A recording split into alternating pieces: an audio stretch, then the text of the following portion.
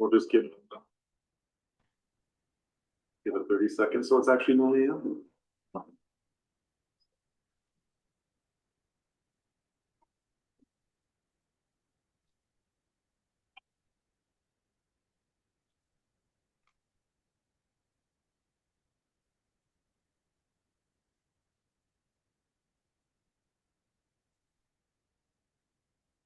All right, so we will call to order right at 9 a.m. Good morning, Kisukukit. We acknowledge and respect the Indigenous peoples within whose traditional lands we're meeting today.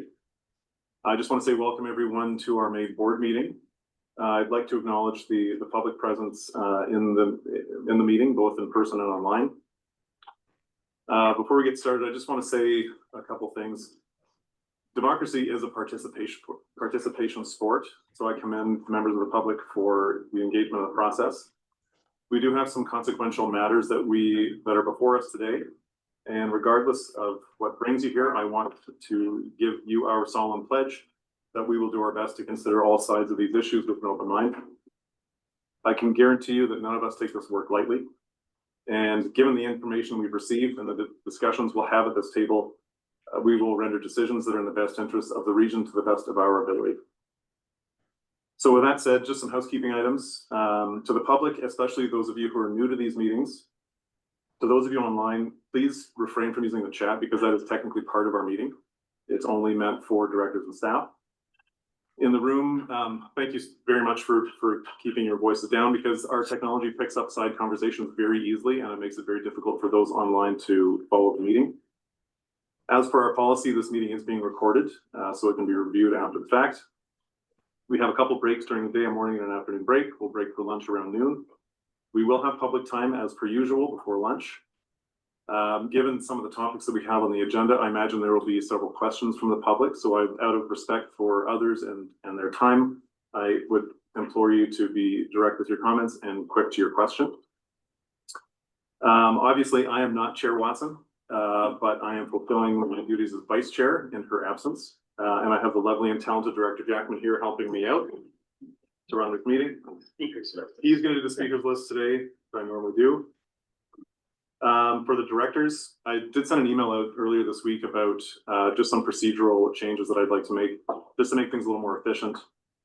So chairs of committees and commissions, just please keep up on the agenda and move your motions. And if they're moved and seconded, we can get to discussion. For those items that have no chair, I'm going to ask senior staff, our CAO, to read the motion, unless the director would like to make a different motion. And I think that's it. So any questions from directors before we get started? The fan here is quite loud and I'm wondering if we shut it off. I know yesterday during the meeting, someone staff came in and did shut it off. Is that possible? Let me check. Yeah, Lily shut it off from that morning yesterday. Tom. I'll reach out to Tom. Okay, and Director Cunningham, you can move up closer if you like, because Director Popout's not here. Thank you, but I really like sitting here. Yeah, you're right. It's a good view. Okay. Okay. Any other questions from directors before we get started? Chairman, Yes. I just want to make sure that everybody in the gallery can hear you. So just a hearing test to make sure that they hear your voice projecting to the back of the room. Thank you for checking. I will speak up for those. And if you can't hear me, please just raise your hand and I will use my drill voice. I was a drill sergeant when I was in Air Cadets. Okay, let's get to work. Let's start with motion to adopt the agenda. Moved, seconded, and that's with the removal of 4.1.5, inclusion of 4.1.9, and the addition of the addendum. Any discussion? All those in favor? Any opposed? Carried.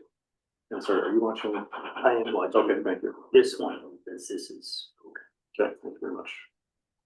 And adoption of minutes with the addition of minor to Creston Valley Minor Hockey League. Motion moved, second. Any discussion? Through the chair, from staff. Yes, go ahead.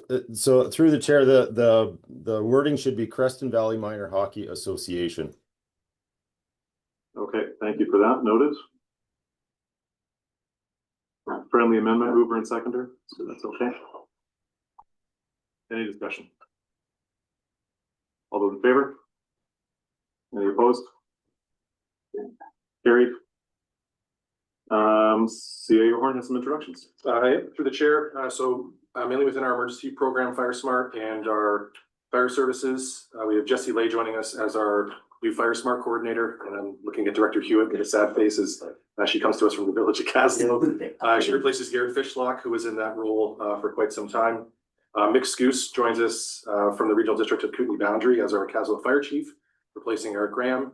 And Nathan Pocock joins us as our regional training officer, sort of completing the domino effect within our regional fire service since our regional fire chief left last year. Thanks, Stuart. All right, moving on to business arising out of the minutes, 3.1, Community Sustainable Living Advisory Committee. This is just for information, but I believe Director Vandenberg, you have a motion. Yes, and I've sent it to Angela, direction of staff to move Goats Watershed Water Sustainability Plan to Crescent Valley Services Committee for further discussion around implementation.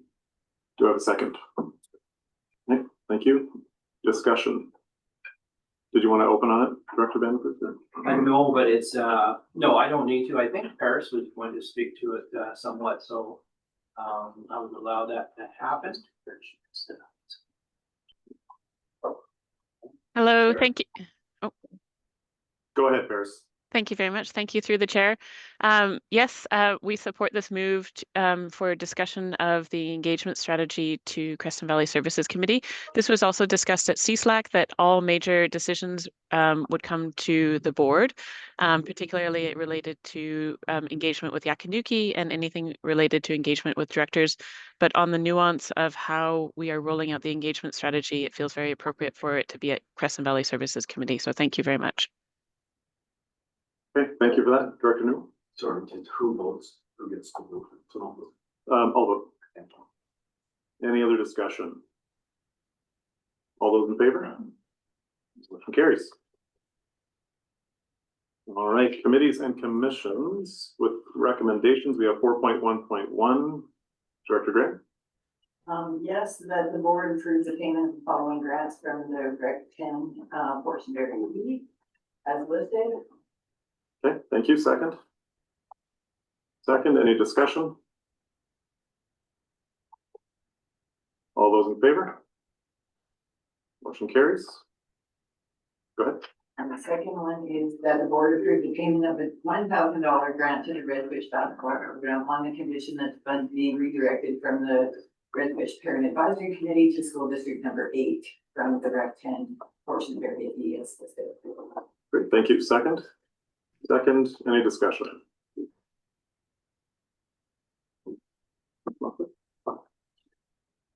No, just a second. Okay.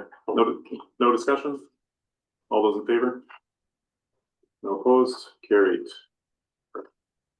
Okay, 4.1.2, Director Jackman. Sure. Move that the board approve the payment of the following grants from the Recreation Commission 9, Area A, service number S232 2025 budget as listed. Do we have a second? Director Lockwood, any discussion? All those in favor? Any opposed? Motion carries. Another one here? No, okay, 4.1.3, Castlegar and District Recreation Commission, Director Vogel, Director Hanegraaff, excuse me, thank you. Yeah, I'll move the motion. This is simply to award, the replacement of the rooftop unit to Venture Mechanical Services, and then the, recommendation lays out how that's to be paid. Thank you very much. We have a second. Thank you. Any discussion?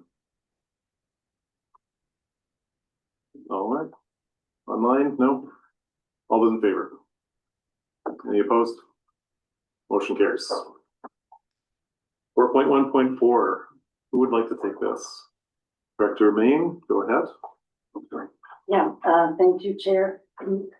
On behalf of the Sloat Lake Recreation Commission number 6, I move that the board approve the payment of the grants as listed from Recreation Commission number 6, New Denver, Silverton, and Area Service number S229 2025 budget. Thank you very much. And a second. Director Popoff will second. Thank you, Director Popoff. Any discussion?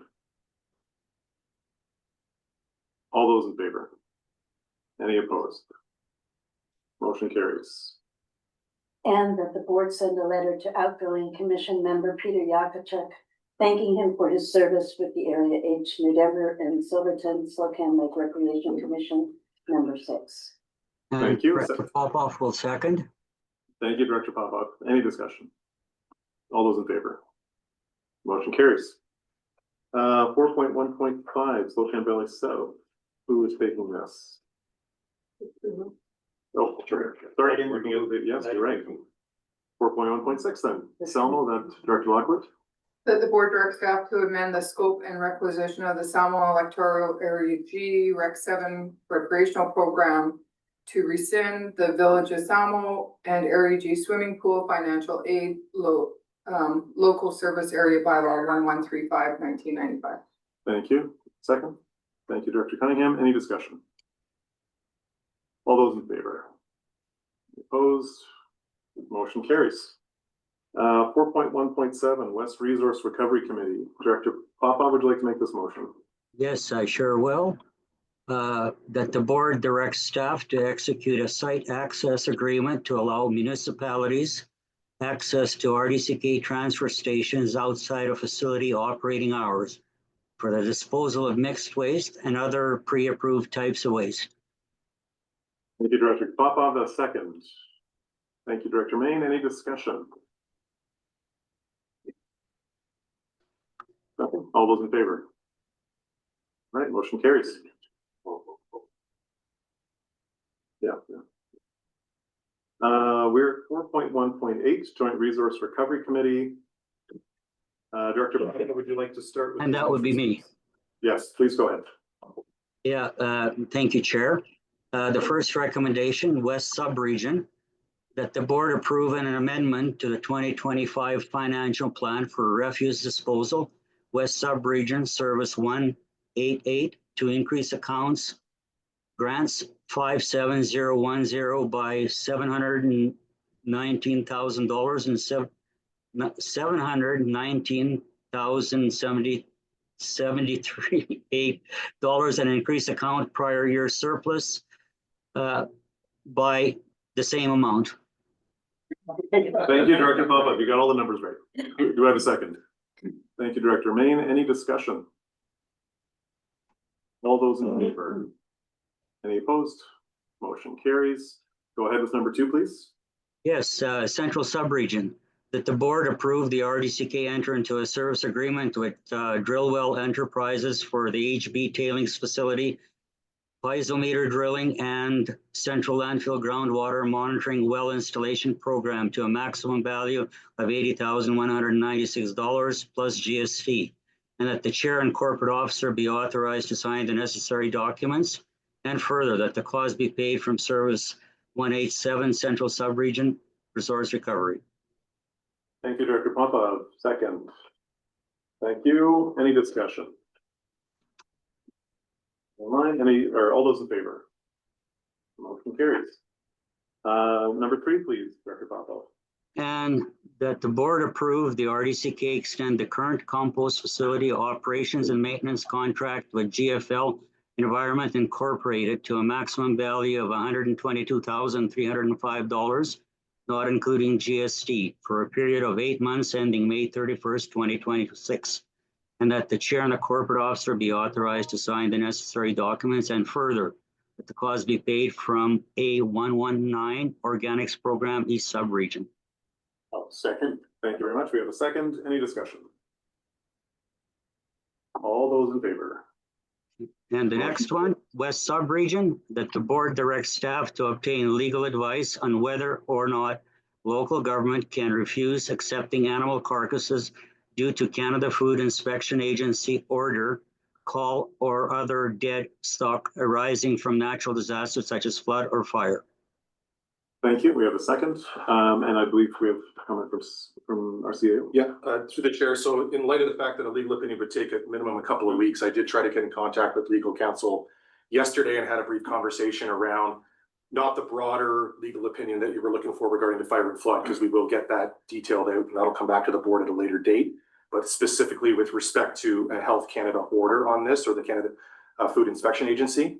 And the brief answer is, could the board refuse it? Yes. Would you ultimately lose in court and be ordered to take them? Yes. That's essentially the short order. Okay, thank you, Stuart. And I appreciate the short notice getting the legal opinion. Is there any discussion? Yes, I would like to say that there's a big difference between. No, Nicole, I appreciate that you have an opinion, but we're in the middle of a board meeting. We will have public time at 11:30, 11:45. Directors, any discussion? Those online? All those in favor? Any opposed? Motion carries. So the Director- next, Go ahead, Director. the next recommendation is East Subregion, and this is a long one, so that the board approved the RDCK extending the current landfill operations and maintenance contract with GFL Environment Incorporated to a maximum value of $292,000 and $938. I'm struggling with the numbers here, and not including GST, for a period of 8 months ending May 31st, 2026, and that the chair and the corporate officer be authorized to sign the necessary documents. And further, that the board approve an amendment to the 2025 financial plan for East Waste Service 186 to increase the amount contracted services by $101,456 and decrease account 59500 contribution to reserve by the same amount. And further, that the board approve an amendment to the 2026 financial plan for East Waste Service 186 to increase account number contracted services by $104,100 and decrease an account No, turn it up just. 59500 contribution to reserve by the same amount. And further, that the cost be paid from Service 186 refuse disposal East Subregion. Second, Okay. and I have a comment or maybe a minor amendment. Okay, go ahead. So if I might, I think in the latter part where it talks about approve an amendment to the 2026 financial plan, it's not actually 2026 financial plan yet. That should just simply read 2026 budget. Maybe the CEO. Yeah, through the chair, or it could say the 2026 year of the 2025 to 2029 financial. That would be more accurate. Yeah. Chair, is a friendly amendment. And I should have got this yesterday, sure. Okay. And I didn't. That's okay. These agendas are 1,000 pages. Yep. Director Popov, are you okay with that friendly amendment? Yes, I sure am. And as the seconder, are you okay with that friendly amendment? I hope so. Yeah, okay. Any discussion on the amended motion? We'll just wait for staff to sort that out. 2026 year of the 2025 to 2029. Right. Really, We're good? Okay. No discussion? All those in favor? Carries. All right, that is the end of 4.1.8. Thank you, Director Popov. We are at 4.1.9, Emergency Program Executive Committee. Would you like? Sure. Yeah, thank you. That the board directs staff to draft a policy that guides third-party resource access to areas under evacuation order within its jurisdiction and seek legal guidance to inform the policy. And further, that the policy be brought back to the board for adoption. Second. Are you? I'll you move it. Move it? Okay, thank you. We have a second. Sorry. I didn't move. Yeah. Second, thank you very much. Any discussion? Director Page? Sorry. Okay. All those in favor? Motion carries. This chat being shut down. It's being used extensively. Yeah, Andrew, Well, we did not Tuesday. It's still being used in everybody's. So people look for hands. Can you just remind the public, please, just online, I mean? Just. or So you- everyone that is online, please refrain from using the chat. The chat is used by the directors in the meeting only. If we continue to use the chat, we will have to turn it off. Thanks. I could have said that out loud. I was gonna say to type that in the chat, but anyway. Okay, memberships and appointments for 4.2. Yep, that the board appoint the following individuals. Director Weatherford. Oh, I'm here. Yeah. okay, yes. Sorry,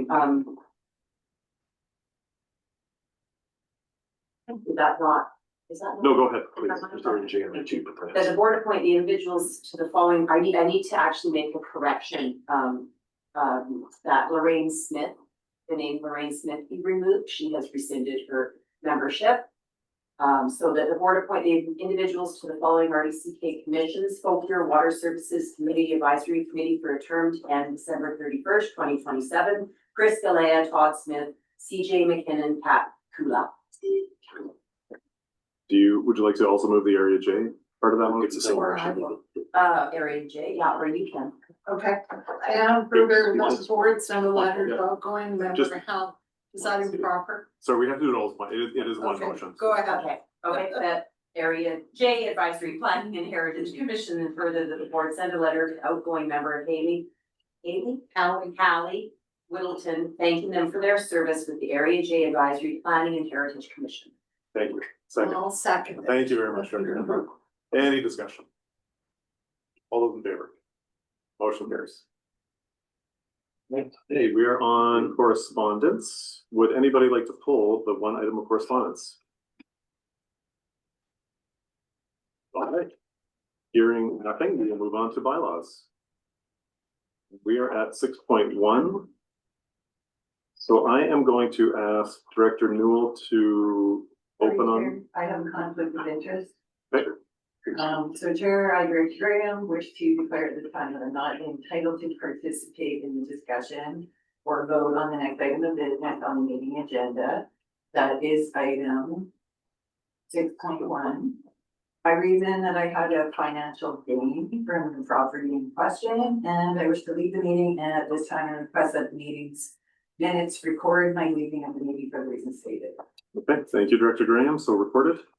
I would ask Director Newell to. Sure.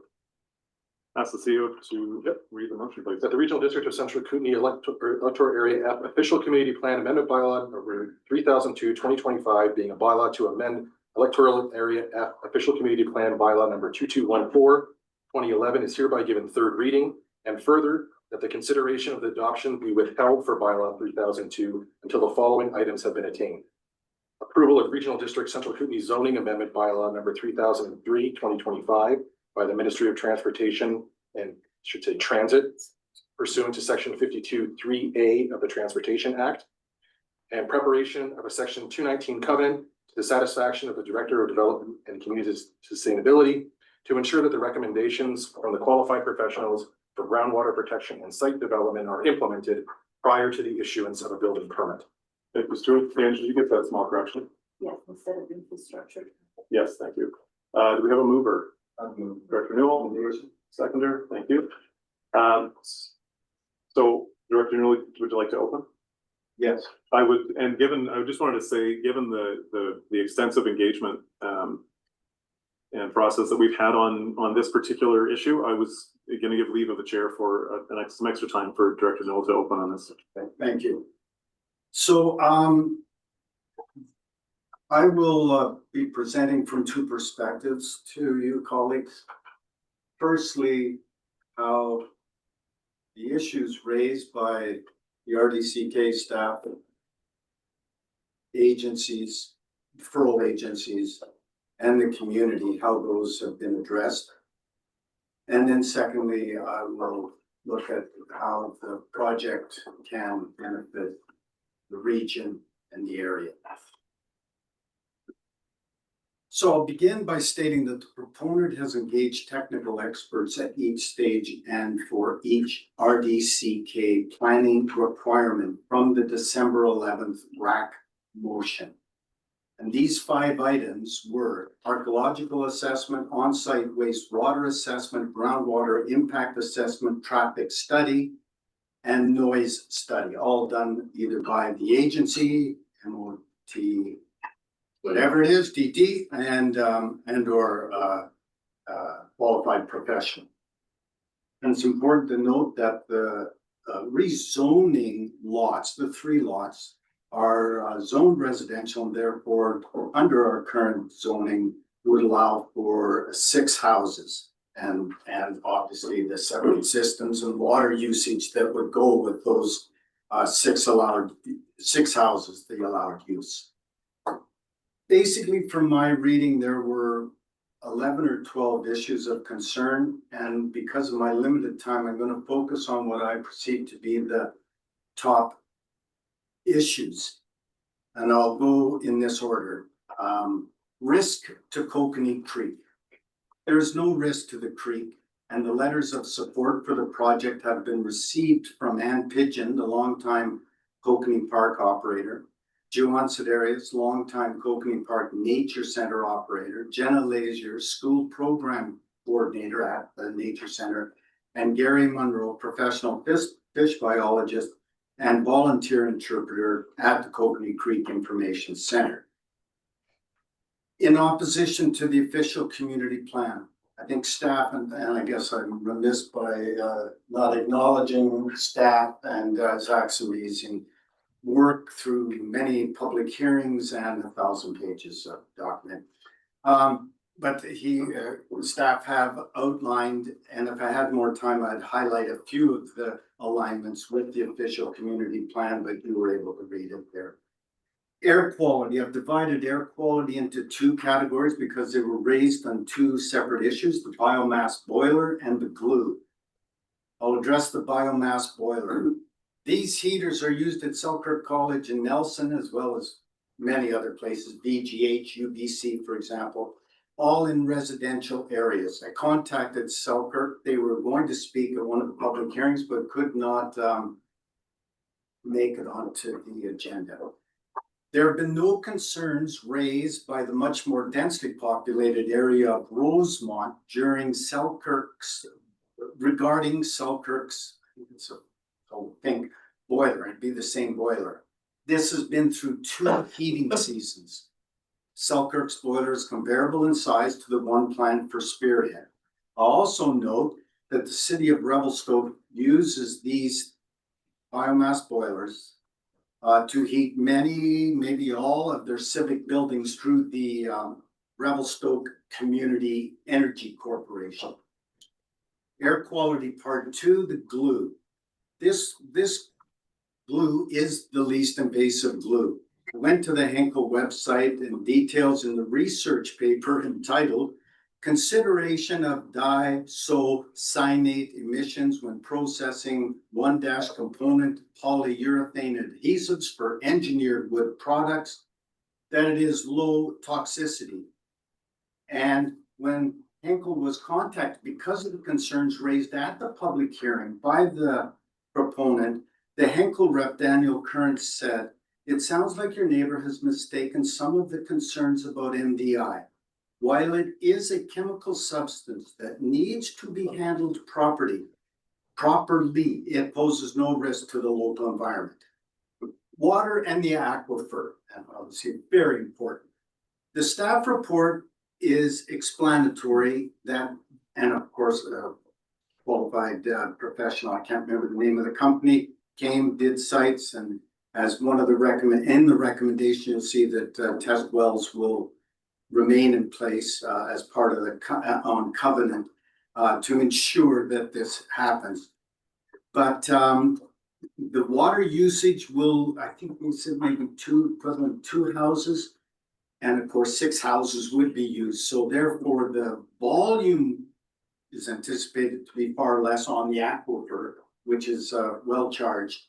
And of course, the quality is protected.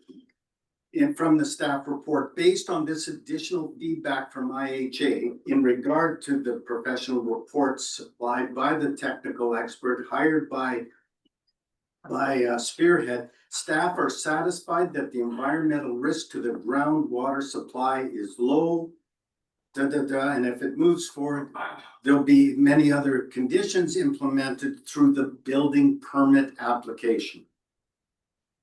I guess finally, in regard to this, as part of the my presentation and my explanation, it's in regard to the neighborhood and the area. And upon reading in the staff report compiled by staff, by Zach, pages 85 to 171 in the staff report provide a diverse perspective, and many of those, and I plotted them on Crescent Road, Crescent View Road, Starlight Road, Robertson, Highway 3A, and while it's difficult, how many votes does a household get, it's difficult to actually ascertain. There is support.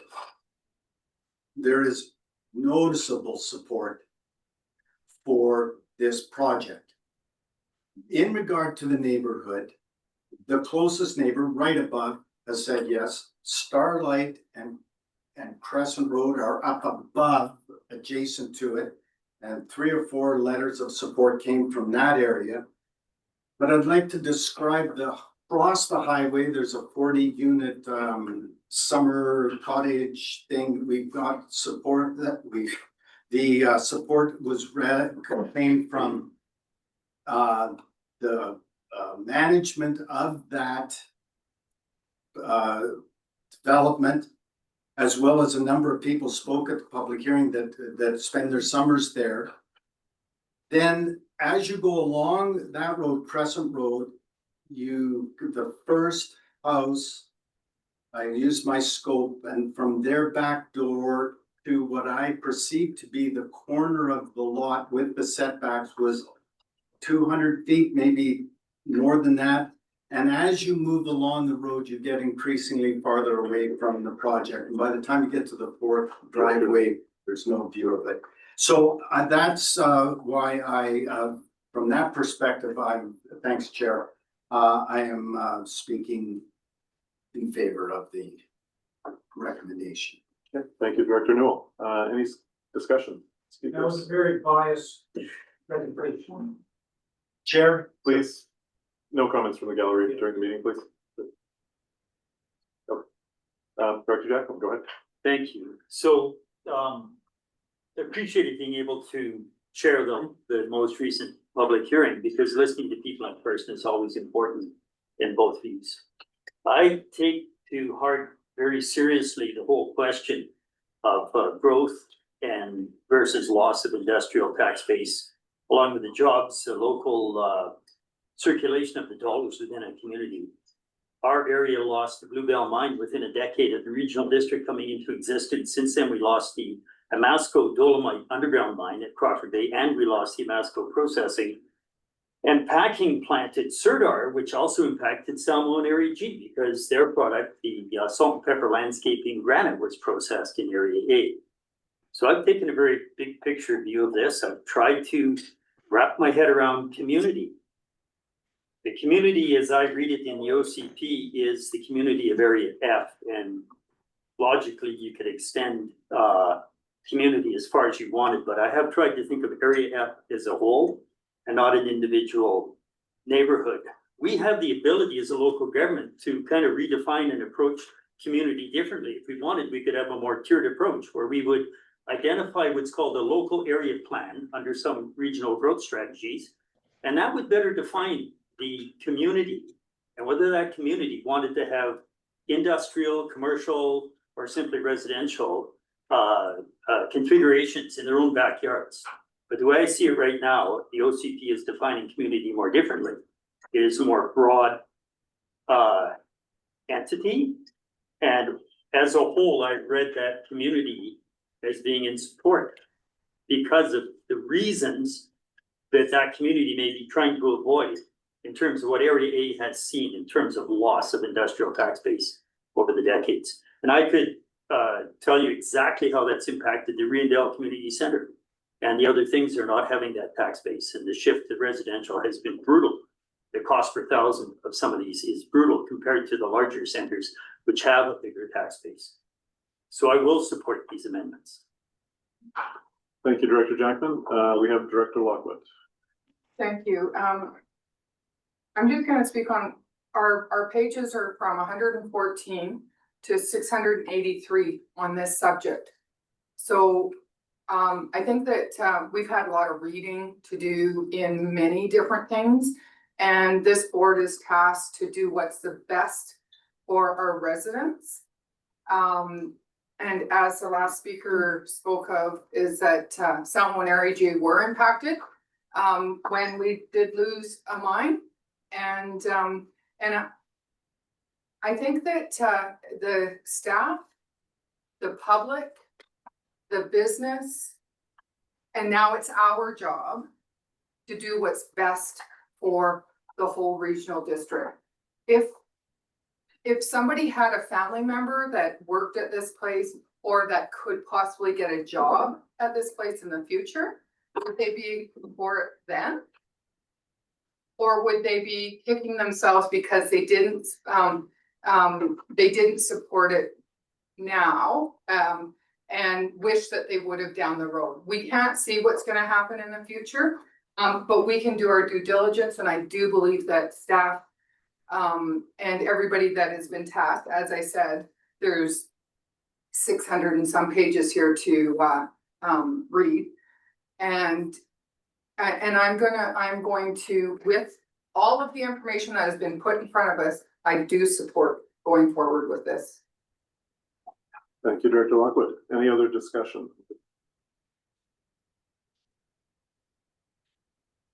Okay, hearing none. All those in favor? Any opposed? Motion carries. Can you read 61? Yeah, number 2, please. Thank you. The second motion that the Regional District of Central Kootenay zoning amendment bylaw number 3003/2025, being a bylaw to amend the RDCK zoning bylaw number 1675/2004, is hereby given third reading. And further, that the consideration of adoption be withheld for bylaw number 3003 until the following items have been obtained. Approval of Regional District of Central Kootenay zoning amendment bylaw number 3003/2025 by the Ministry of Transportation and Transit pursuant to section 52(3)(a) of the Transportation Act, and preparation of a section 219 covenant to the satisfaction of the Director of Development and Community Sustainability to ensure that the recommendations from the qualified professional for groundwater protection and site development are implemented prior to the issuance of a building permit. Thanks, Stuart. Mover, do we have a seconder? Thank you. Any discussion? Okay, all those in favor? Motion carries.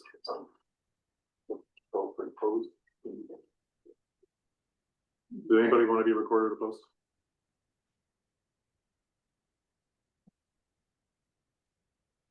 Pretty sure I saw that hands go up. Okay, we're on 6.2. Yes. We need to invite Director. Oh, yes, of course. I'm only afraid.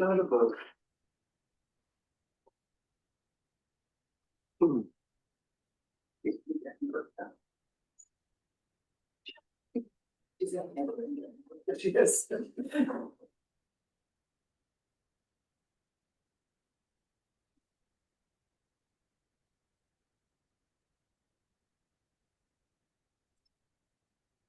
Welcome back, Director Graham. So we are on 6.2, bylaw 3027. Stuart? Yep.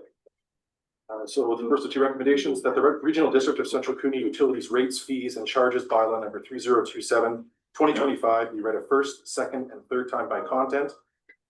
And to repeal and replace RDCK Utilities Rates, Fees, and Charges bylaw number 2951/2024. Okay, thank you. Do we have a mover? Chair, Yes, Uli, go ahead. thank you. I just wanted to make the board aware. We had on Tuesday a public meeting in Lister discussing the relatively high rate increase that we had there without having public input or public information sessions about it.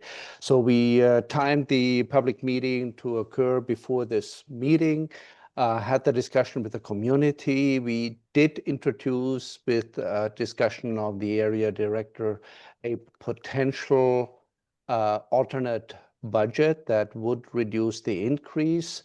There seemed to be general support for that. Just wanted to raise that and inform you that we will be bringing in June a alternative rate bylaw as well as a financial plan amendment for the board for consideration. Okay, thanks, Uli. So you go ahead with this one. Thank you. So through the chair, to staff, can you all Director Graham. please update us on the voucher? Director Graham, no. We need a mover and seconder first. Oh, sorry. I'll move the amendment for 3 readings as presented. Okay, thank you. Do we have a seconder? Thank you, Director Main. Please, no, that's okay. Please go ahead. Thank you. So through the chair to staff, if you could just give us an update on the voucher, the changes on the voucher budget? If I Uli, may. go ahead. Yeah, so in Balfour, we had when we created our budget and rate bylaws initially, we had a reference to the wrong base rate that was corrected. Meanwhile, in your schedule, you have the correct rates to be approved. They are slightly lower than what we had presented, and we will be, as a result, having a financial plan amendment that resulting out of that somewhat reduced revenue stream, bring that forward in June. Supplemental? We good? Okay, thanks, Uli. Any other discussion? Director Weatherhead. Thank you. I would actually like to request that due to financial, due to the rate increases that we are actually seeing in Burton, and we are waiting for our CAC meeting there as well, that we be added to that. And I'd also just like to speak briefly to the report at whatever time that would be appropriate.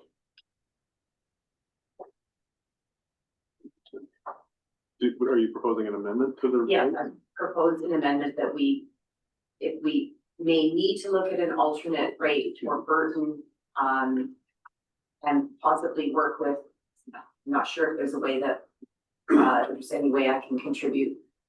Also, thank you. Who's going to speak? Okay. Procedure first. If you want to make an amendment, we would have to rescind 3rd reading. Okay. Roll back to 2nd reading. Go back to 2nd reading. Yeah, it was just written in and referred together, so. Through the chair, if the board's considering a bylaw, it has to have the bylaw in front of them with the changes made. So you need to table this. So we need to table this, or through the chair to Uli, could Burton be treated like Lister, where the board considers adoption here, they bring an amendment bylaw in. If I may, through the chair, Yes, that's exactly what I would suggest, because it's critical for us that we start the billing for all the other water systems. We have 18 in total. If we don't approve this bylaw, we have to further park all billing for all systems, and it is critical for us to get going on that. Thank you. Thanks, Uli. So are you okay, Director Ray? Great. Did you? Okay. Any other discussion on this? Nothing online. All right. All those in favor? Any opposed? Motion carries. I move adoption. And we have a motion for adoption. Do we have a second? We do. All those in favor? Motion carries. Okay, we're clipping right along here. We're at new business. Don't say that. That's never. It's not even 10 o'clock. Community services. We're not even at morning break. 7.1.1 Nelson and District Community Complex Rooftop Unit. Who would like to take that? Got that. Director Page, go ahead. That the board award rooftop unit replacement project, Adventure Mechanical Systems Limited, and the chair of the office will be authorized to sign the necessary documents for the maximum and there before you. Okay, thank you. Second. Any discussion? All those in favor? Any opposed? Motion carries. All right, we are on 7.2.1 Erickson Phase 2 Metering Capital Project. Is that Director Tierney or?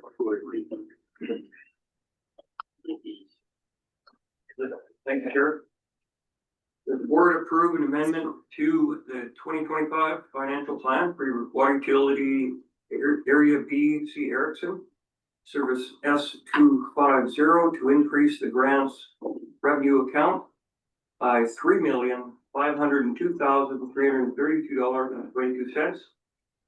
Increase the capital expense account by the same and to increase transfers to other service accounts by $15,000 in order to proceed with a grant-funded universal metering program implementation. Thank you, Director Tierney. Do we have seconds? Thank you. Well, second, just with a correction, the way, not to the motion, but to the way it was read out, it's not for the same amount. The capital expense in that account was 3.4 million. Yeah, thank you. Yeah, just for Would you like to read it again, Chair? No, that's fine. Mover and seconder are okay with the written motion, not the worded motion? Great. Thank you for that catch, Director Hewitt. Any discussion? Nothing online. All those in favor? Any opposed? Motion carries. All right, fleet vehicle purchase for utility services. That is staff. Thank you. That the board approve an amendment to the 2025 financial plan for utility services, service A103, to increase account transfer from reserves by $53,000 and to increase account capital expenditures by $53,000. We have a mover. Thank you, Director Hewitt. Seconder, Director Cunningham. Thank you. Any discussion? Director Cunningham. Yes, through the chair, is this a replacement vehicle or a new one? Replacement. Director Sage. I was curious about what has been looked at in terms of hybrids or low emission vehicles, just kind of option on the light duty truck side. Through the chair, I think that'd be a question for Uli. Uli, can you answer that? Yes, through the chair, it's a traditional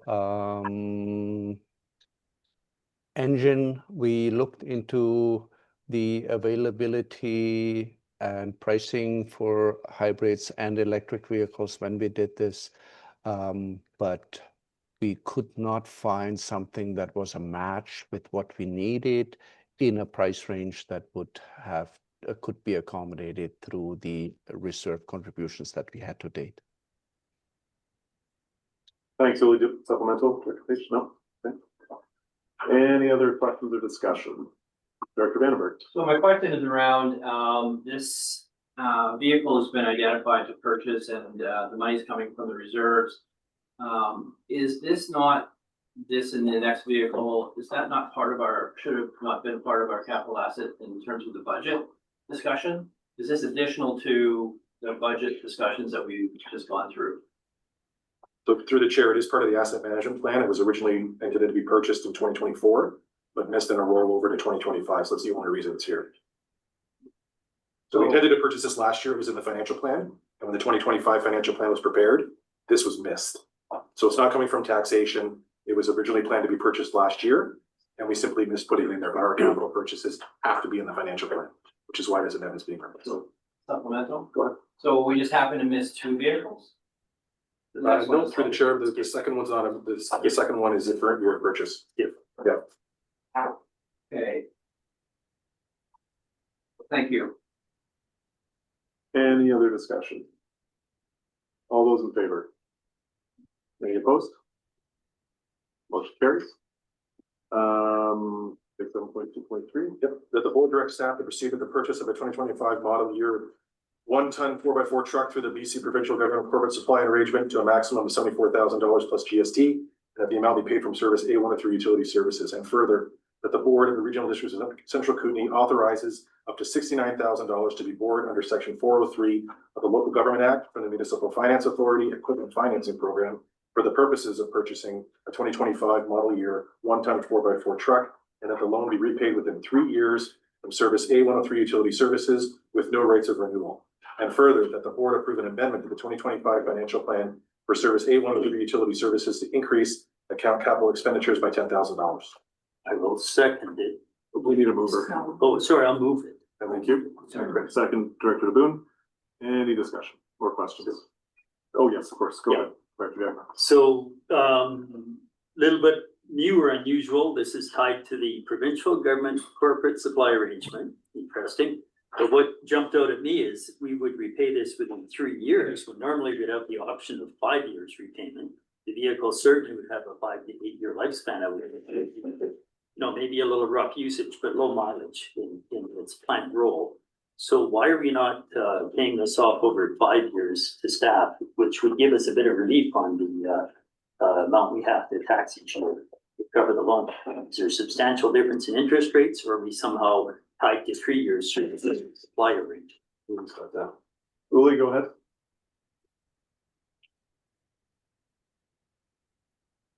Muted, Uli. We can't hear you, Uli. I'm sorry. So the repayment over 3 years is in order to reduce our interest payments.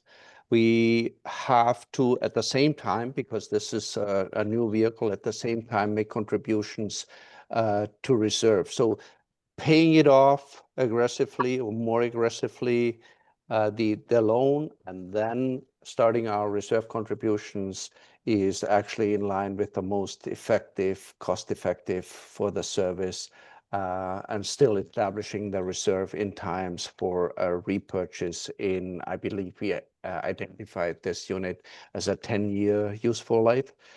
So first 3 years is pay off relatively aggressively of the loans. The following 7 years is contributions to reserve for the same unit. Thank you. Supplemental. So without belaboring and needing to get into the weeds much further, I'd hope somewhere there's a present value calculation that would show us that our 3 year borrowing versus our 5 year borrowing is actually more profitable, or bottom line is that it will cost us less to pay this in 3 years and then start contributing to reserve, or is it more of a gut feeling? And so hopefully there's a calculation somewhere that's being applied to each one of these, and I trust that would be the normal course of action. Yep. Okay, thanks. Okay. Any other discussion? All those in favor? Any opposed? Motion carries. So we are at 7.3.1 ready dispute resolution process. Can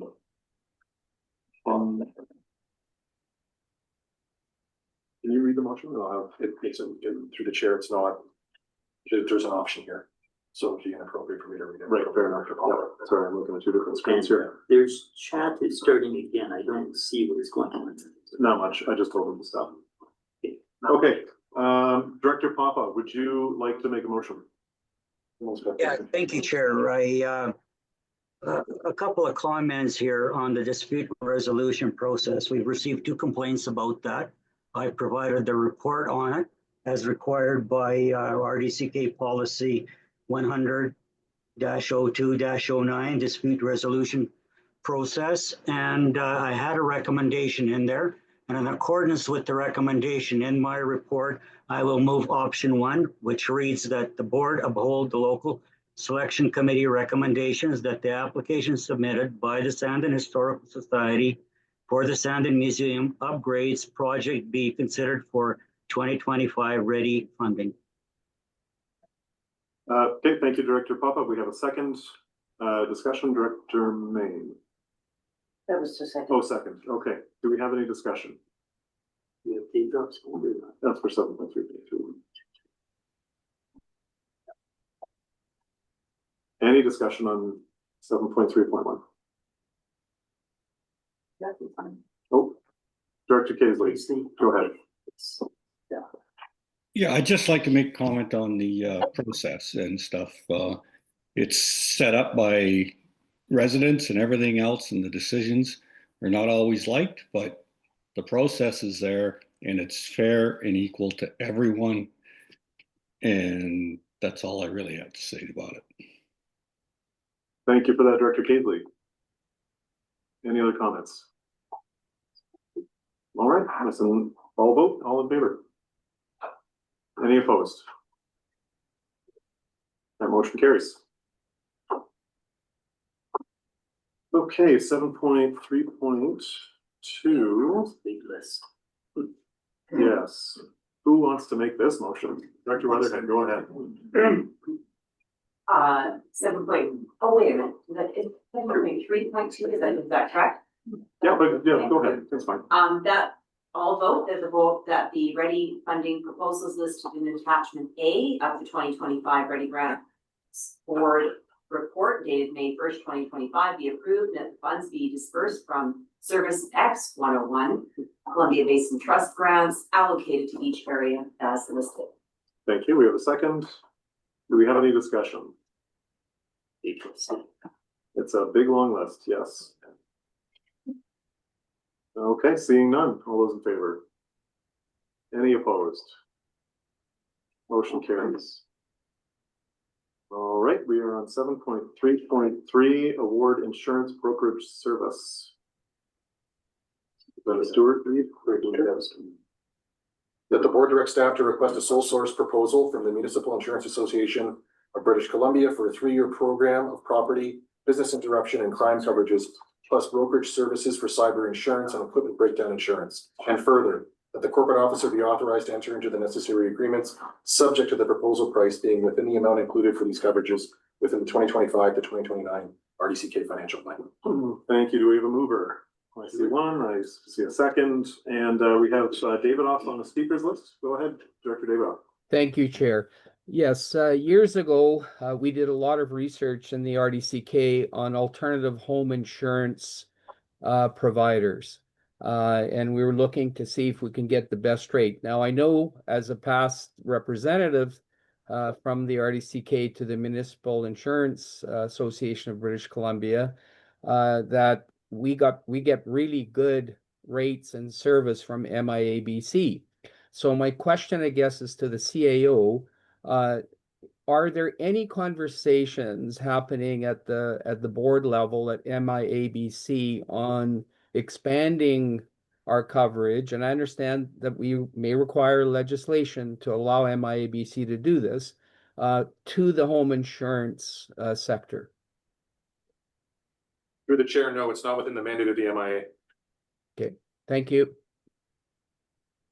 Director Vandenberg. Yes, as a clarity, so we're authorizing us to look into getting the insurances that we need to be able to run and protect our business. Is there anywhere in the budget that we have an amount set aside that we refer to that is not in the resolution, the motion, that, you know, we can just sort of keep an eye on? You know, insurance is extremely costly. And this is sort of open-ended right now, and just want to have a place to build a reference that we've approved in our budget. Go ahead, Mike. So through the chair, it's allocated through the services based on the property. The cyber insurance, we could definitely come up with the number from last year, but I'm not sure what the increases from last year that were allotted to insurance was. I guess it'd be in the 3.3% over last year. And I don't know what the last year cost was, so that might be something we'd have to get back to you just to confirm. But we do have that ceiling that's in there. So then do I understand that this would be a number of services that would be effective? Or is it just the 100, 101, everything? Nope, through the chair, so the property insurance would be any insurance with our hard asset. So fire halls, rec centers, this building, water utility. So it's allocated out through based on the value of the asset and our statement of values with the MIA. Right, and so if I asked Mr. Morrison to show me where in the budget I can track that, you will be able to do so? Well, I believe it would show up in a number of different line items. We don't have a specific space, but there is a calculation that's done internally to show where that allocation lands for all the services. But we I hear that as a yes, thank you. Director Main. Thank you, through the chair. Having been involved with local government since 2009, periodically we have, both at the board and at the village, we have gone out to look at other insurance providers, and to the best of my recollection, nobody has ever beat MIA for cost, service, and robustness of the policies. So I am quite happy to be approving a 3-year program, sole sourced, and we can look at it again in 3 years and not have to waste our time doing it on an annual basis. Thank you, Director Main. Director Page. Yeah, just being sensitive to the sole source nature, and that the CEO is the chair of the NIBC. Maybe my curiosity is how we are ensuring, or how the MIABC is ensuring cost competitiveness in the market. And I'll just add my supplemental now to see what the response is. But given the changing landscape around the cybersecurity component and the additional exposure that local governments have in that arena, and an ever-changing arena, how are we, without going to see what the other providers want to offer, giving a check to ourselves that we're getting the right kind of coverage and being induced to take the right kinds of actions to make sure that we're protecting the public's data and the organization itself? To have big ones. So specifically through the chair to cyber insurance, MIA doesn't provide that coverage directly, it's brokered. So they go out to the market and get that competitive pricing for the coverage that local governments would need. So it's not something where they're acting any different than any other insurance broker would for us. Okay. Yeah. And then on the property side, there's various programs that MIA has. One of them, the property insurance is actually anything over $20 million. So for our rec centers, for example, we have to go out and get facultative insurance for that through MIA. So again, it's brokered. It's an external provider that would provide quotes on that. So for definitely the larger assets, there's again a competitive market around that. And then within MIA, the quotes that we received when we renewed this 3 years ago or 2 years ago, It was 3 years. 3 years ago, were much better. And then the program allowances were much better, particularly around the cap on any individual claim, which MIA doesn't have, but other insurers do. Perfect. Yeah, thanks. Any other, nothing online? No other discussion in the room? All those in favor? Any opposed? Motion carries. Right, we are on 7.3.4. 7.3.4 quarterly report. There's no motion, right? Motion for the professionals and motion. Any, Director Lockwood, please. Thank you. I just want to go back to, because this has been on here for a long time, and I was just on the page. I apologize. Oh gosh. It's about the building update building bylaw. So it's been on there since 2018. It says that we're gonna complete it September 30th of this year. I just wanna, because this is with all the municipalities, the partnership with the municipalities, that the understanding is that we're updating what this office is doing with the municipalities, that the municipalities are still sitting independently, that they still have their own bylaws? Or is it that whatever this bylaw is, it overrides the municipality's bylaw, building bylaws? Anybody? Yeah? It's online. Exactly. So Sangeeta, do you want to take that? Yes, through the chair. We will be looking at the building bylaw in collaboration with the municipalities. We have set up, recently we hired our new building and bylaw enforcement manager. And with Mike, with the corporate officer, we are going to be developing a work plan and then coming out to our municipalities to discuss our approach to any future amendments to the bylaw. And at that time, staff will provide more information back to the board as well as through the staff at the villages back to their councils on what the changes may be coming forward. Thank you. The supplemental? No. Director Hewitt, and then Grant. Thank you through the chair. Further to the question that Director Lockwood had and the response given by Sangeeta, will these meetings with the municipalities occur well enough in advance of the next budget year for municipalities to incorporate any changes into their budgets? Because the completion deadline on our end is the end of September, we need to have those discussions happening as soon as possible after that. Good question. Sangeeta, do you want to take that?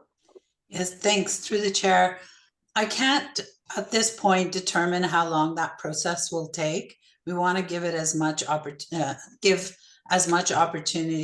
to the municipalities to identify any issues that they may have, as well as do a legal review on any new building bylaw that we prepare. So I don't anticipate at this point that, I can't guarantee at this point that it'll be done by September, but we will make sure that it aligns with the budget year, any changes that come forward.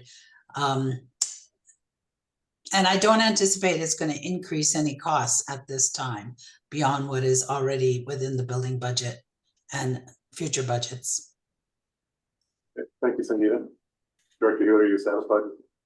Okay, thank you. Director Grant.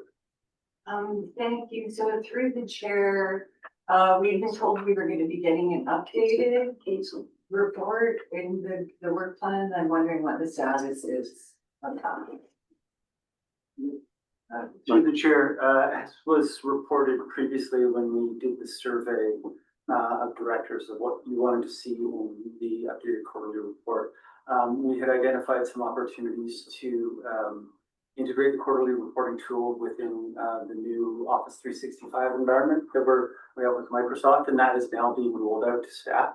So we've done some evaluation of some of the tools that are available within that platform, and have determined that we've basically done a proof of concept of moving the reporting system into that environment. And that will open up a whole bunch of opportunities, both with the sort of initial rollout of the new quarterly reporting tool, but also in the future to integrate that information within other business processes and apply different tools within the 365 environment.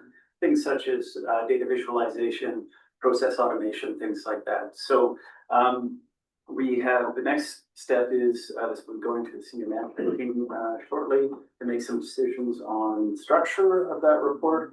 And then from there, we will provide we'll basically do a mock-up of what the report will look like. And consideration of that will be all of the information the directors provided as part of the survey that you did last year. So we'll bring forward a mock-up or a draft of what the report would look like and the kinds of information that we'll be providing. And we'll report on essentially the timeline for rollout. Right now, we're looking at the Q3 report this year being in the new format. Thank you. So supplemental just a request. I like at the end how you got the projects completed in the quarter. This quarter was 6. With the amount of work in the plan right now, this would take over 5 years. If we completed 6 items per quarter, we'd be doing work ends for planner. So I'm just wondering if there's a way that we could just have a summary. Here's all the totals and here's the ones that are done, so we can see sort of a little easier on the progress for the various departments. It's very difficult right now with this report, unless you have the old report, the new report, and you sit on the side and go through every line. So it's just, yeah. There's certainly some feedback that we received through the director survey, and we'll be looking at different options, better capturing the current status of things and how they're moving or not moving through the various stages of the project that are identified. Okay, thanks, Mike. Director Casely. Yes, Director Casely. Yeah, back to the building bylaw. Is that Sangeeta? I just want clarification. That's for the municipalities that sign up to the regional district building bylaw. Is that correct, or am I misinformed? No, yes, through the, may I? Chair? Yes, you may, please go ahead. Yes, through the chair. Yeah, it would be only to the service participants that we would be addressing any future changes.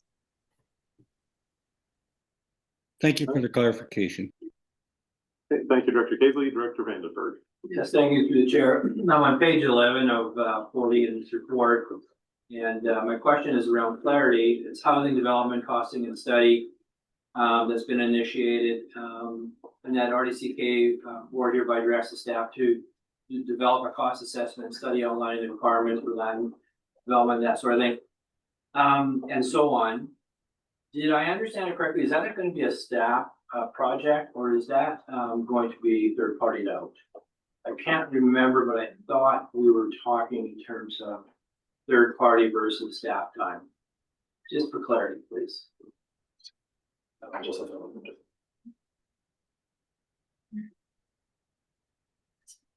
Stand by.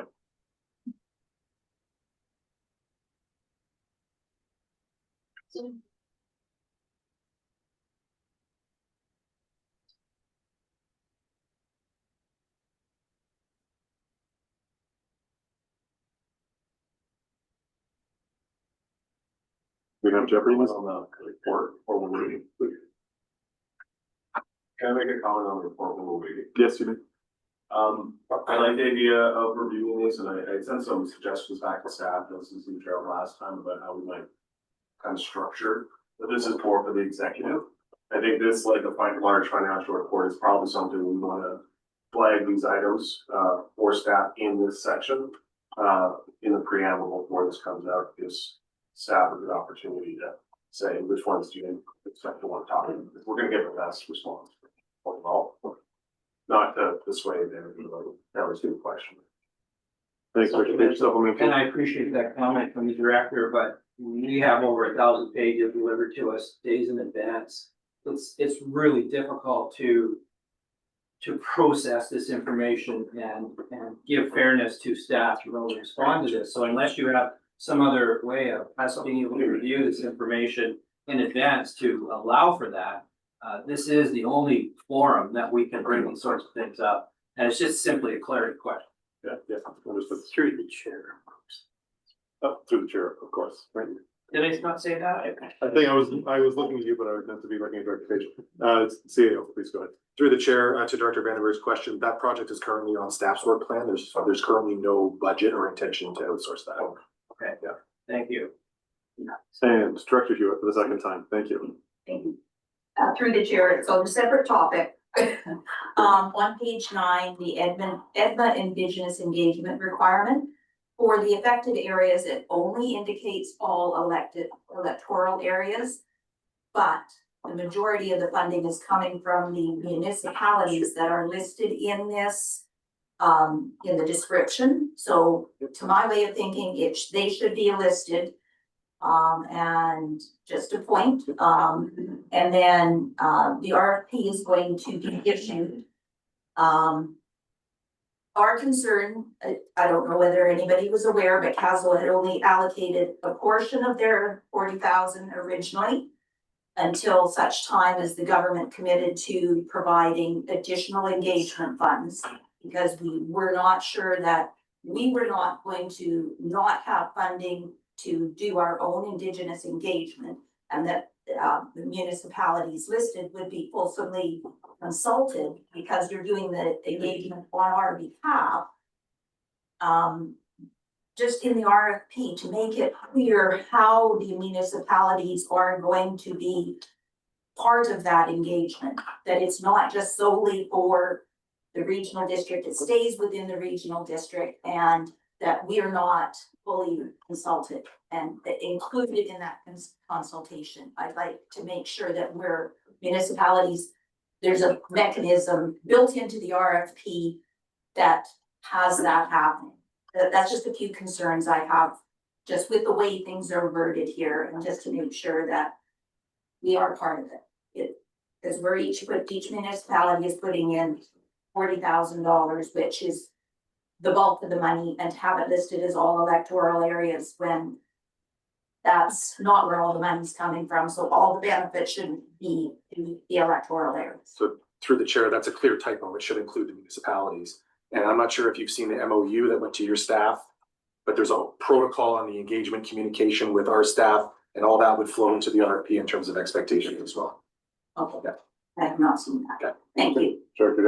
Yeah, if I might just to add to that, I've seen in practice, complete engagement, town of Creston, elected staff, our rural elected reps, our staff, and Yakanuki elected and staff have been engaged continually through the emergency management quarterly meetings. So I think we're already in practice doing what this says. It's kind of ironic to me. It says we should do something to figure out how to do this. We're doing it. And we have been for a very long time. And I would hope whether it's sub-regional or whatever arrangements you have, I would hope everybody's doing this the same way. Thanks, Director Jackman. Are we feeling good about this now? Staff has captured all of our direction. Any other discussion? Okay, there's no motion, so we will go to, checking online. Chris. So 7.4.1 discretionary grants. That's weird. Yeah, we gotta read all of it. Thank you, sir. Discretionary grants out of the funds available for the following Ectola area member municipalities be approved as designated. So moved. Second. Any discussion? For corrections. Any corrections?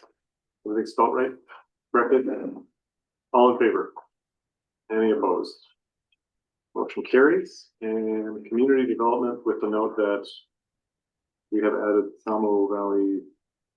Yeah, okay, please, patient.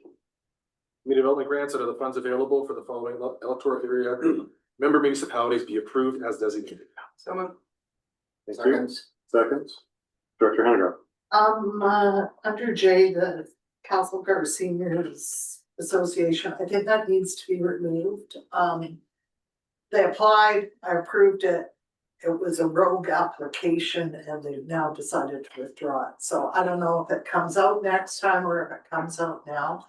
But the request has been rescinded. Okay, what's a rogue application? What do you think, Ange, go ahead. So through the chair, Director Hennigar, that was the Council of Senior Citizens. Yeah, Okay, mover and seconder, okay with that amendment? I'll explain rogue to you at break. Okay, we'll talk later. Any other discussion? All those in favor? Any opposed? Motion carries. Recreation Commission number 4 grants, Director Weatherhead. All vote that the board approve the payment of the following grants: Recreation number 4, customary fee service S2228 2025, Royal Canadian Legion Branch 2800, and Rotary Club of Kentucky 2500. Thank you. I will second that. Any discussion? It's an all vote. It's not just you and me. All those in favor? Any opposed? Motion carries. All right, we are on to chair and CAO reports. Do I start? I don't. I have no report other than I am happy to be here and happy that everybody's being so cooperative and polite and professional. So thank you for that. Sure. So we should ask for questions, Chair. Yes, are there any questions on my report? Yes, Chair. Why didn't you ask for questions? I will, noted under professional development the next time. There we go. Through the chair, just an update on the chair CAO forum for the RDs that was in Victoria just before AKBLG. The approach that we're taking on that discussion has actually changed a bit over the past number of years. We used to just do a kind of a nuts and bolts venting session where we'd get the chairs and CAOs that come up and explain what the problems are, and then they wouldn't go anywhere. And in the last couple of years, we've actually parceled out where the CAOs meet together, the chairs meet together, and we try to come up with a couple of items that we're going to take to UBCM kind of as a group of RDs. And was really interesting in the CAO discussion to see where other regional districts are at with things that we've already tried to deal with and haven't got much traction with the province. And the big one was small water systems. A lot of other regional districts are now realizing that problem and something that we've been dealing with here for decades and haven't got any traction with the province in terms of supportive funding outside of the infrastructure planning grant. So that was one item. And then the other item that was discussed that was interesting because it was brought up at this table during budget, was investigating how regional districts can somehow become tax collectors. And it is a discussion that some RDs are having with the province to see how we might be able to even pilot one of the RDs to see how it might work out, because the amount that we're being charged by the province to collect taxes on our behalf is becoming so substantial that it could fund a couple of staff and still save, you know, millions of dollars for some RDs, depending on how much they're contributing to that collection. So that's something that we're monitoring as well. Okay, thank you, Stuart. Director Davidoff, do you have a question? Yes, thank you. Through the chair to the CAO, and I won't ask the chair for this because you weren't at this meeting, but under the section in the report titled Cybersecurity, there is a comment there about vulnerability with directors' use of non-RD owned devices that are mixed with personal use. And the recommendation that came out of the meeting, my understanding, according to this report, is that all communication tools used for RD business should be the property of the RD, including phones and computers. So to the CAO, is this where we're looking at going?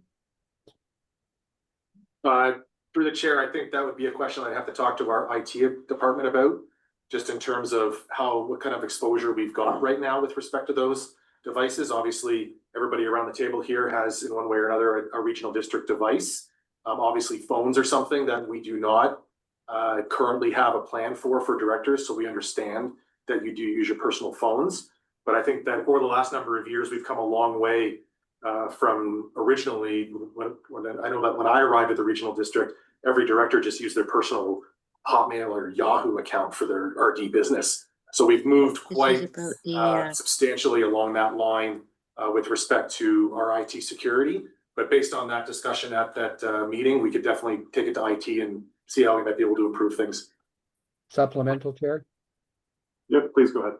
Yeah, again, through the chair to the CAO, is the CAO aware of any RDs or local governments that are providing cell phones and computers to elected officials?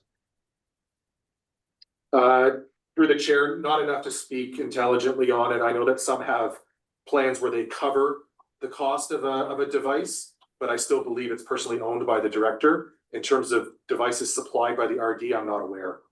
I'd have to ask my colleagues. Okay, Chair, can I do one more or no? Yes, please, go ahead. Yeah. So through the chair to the CEO, do you need direction to investigate this, or is that something you're doing anyway? No, through the chair, I'd say it's part of our constant process to improve our IT security. Thank you. Okay, thanks, Director Davidoff.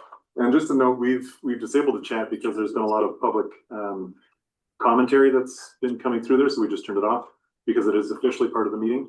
So directors online, if you do want to speak, please just raise your hand. And if we don't see you, just unmute and yell out. Well, don't yell. Kindly say, speak up. Yes, that's the word.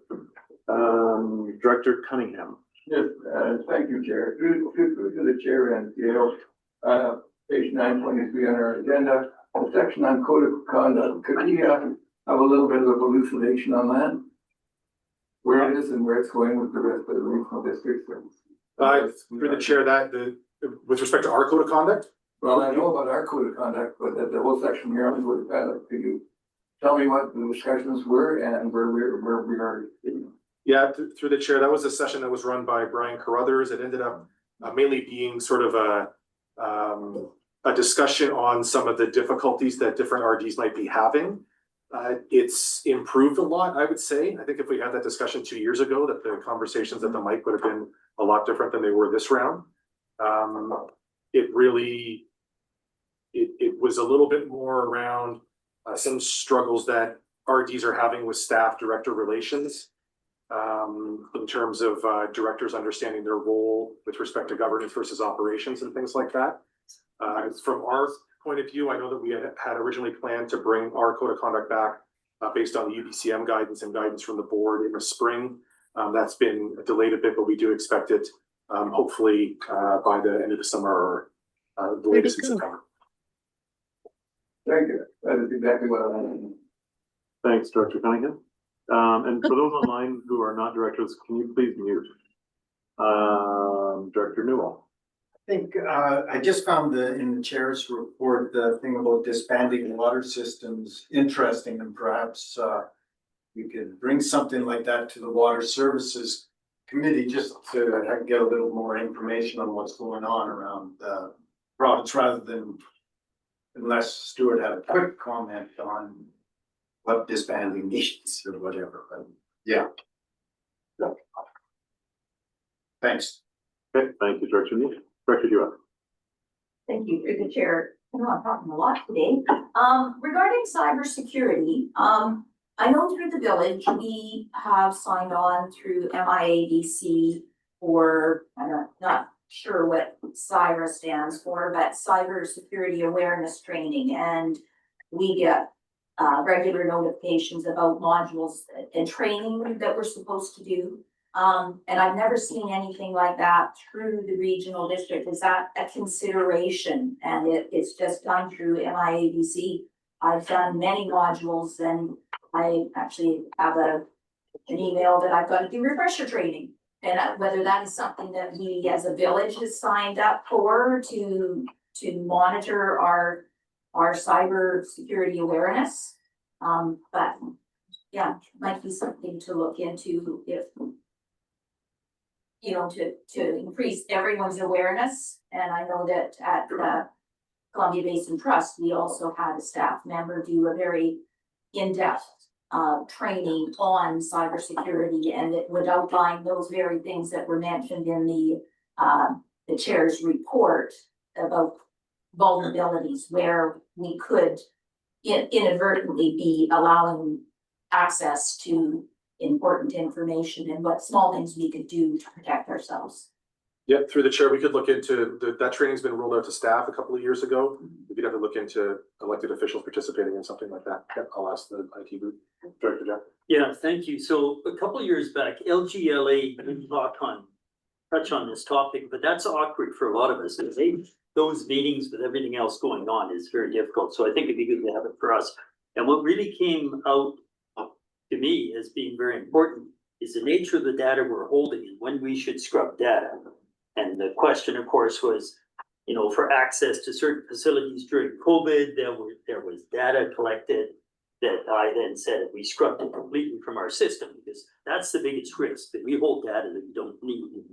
And recreation is probably the biggest vulnerability in terms of personal data because of people getting accesses, passes, stuff like that. But yeah, I think LGLA would be the best starting point. It was quite informative for me. And I'm sure if they did a dedicated session for us, it would be very useful. Okay, thank you. Thanks everybody for the questions and discussion. And look at that, it's morning break time. So we will take a quick break. We'll be back and working at 10:45. Well,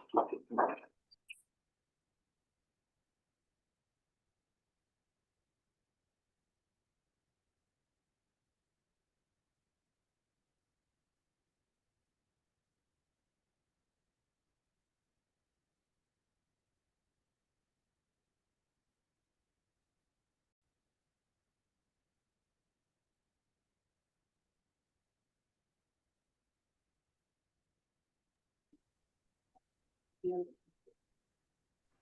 foundation of all of it's the same. It's just. Directors online, we're still good for sound? Great, thank you.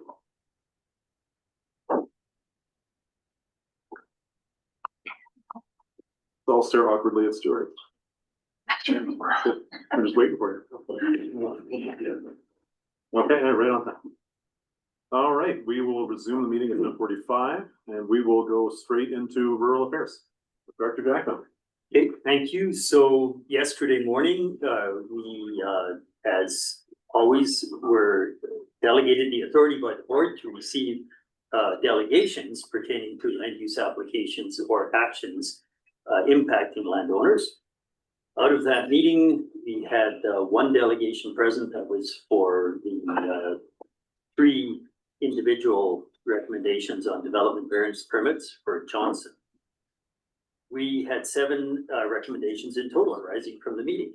So what I'd like to do is the first 3 recommendations as outlined in the agenda, I'd like to move as a block. It's items 71, items 1, 2, and 3, all arising from agenda item 7.1.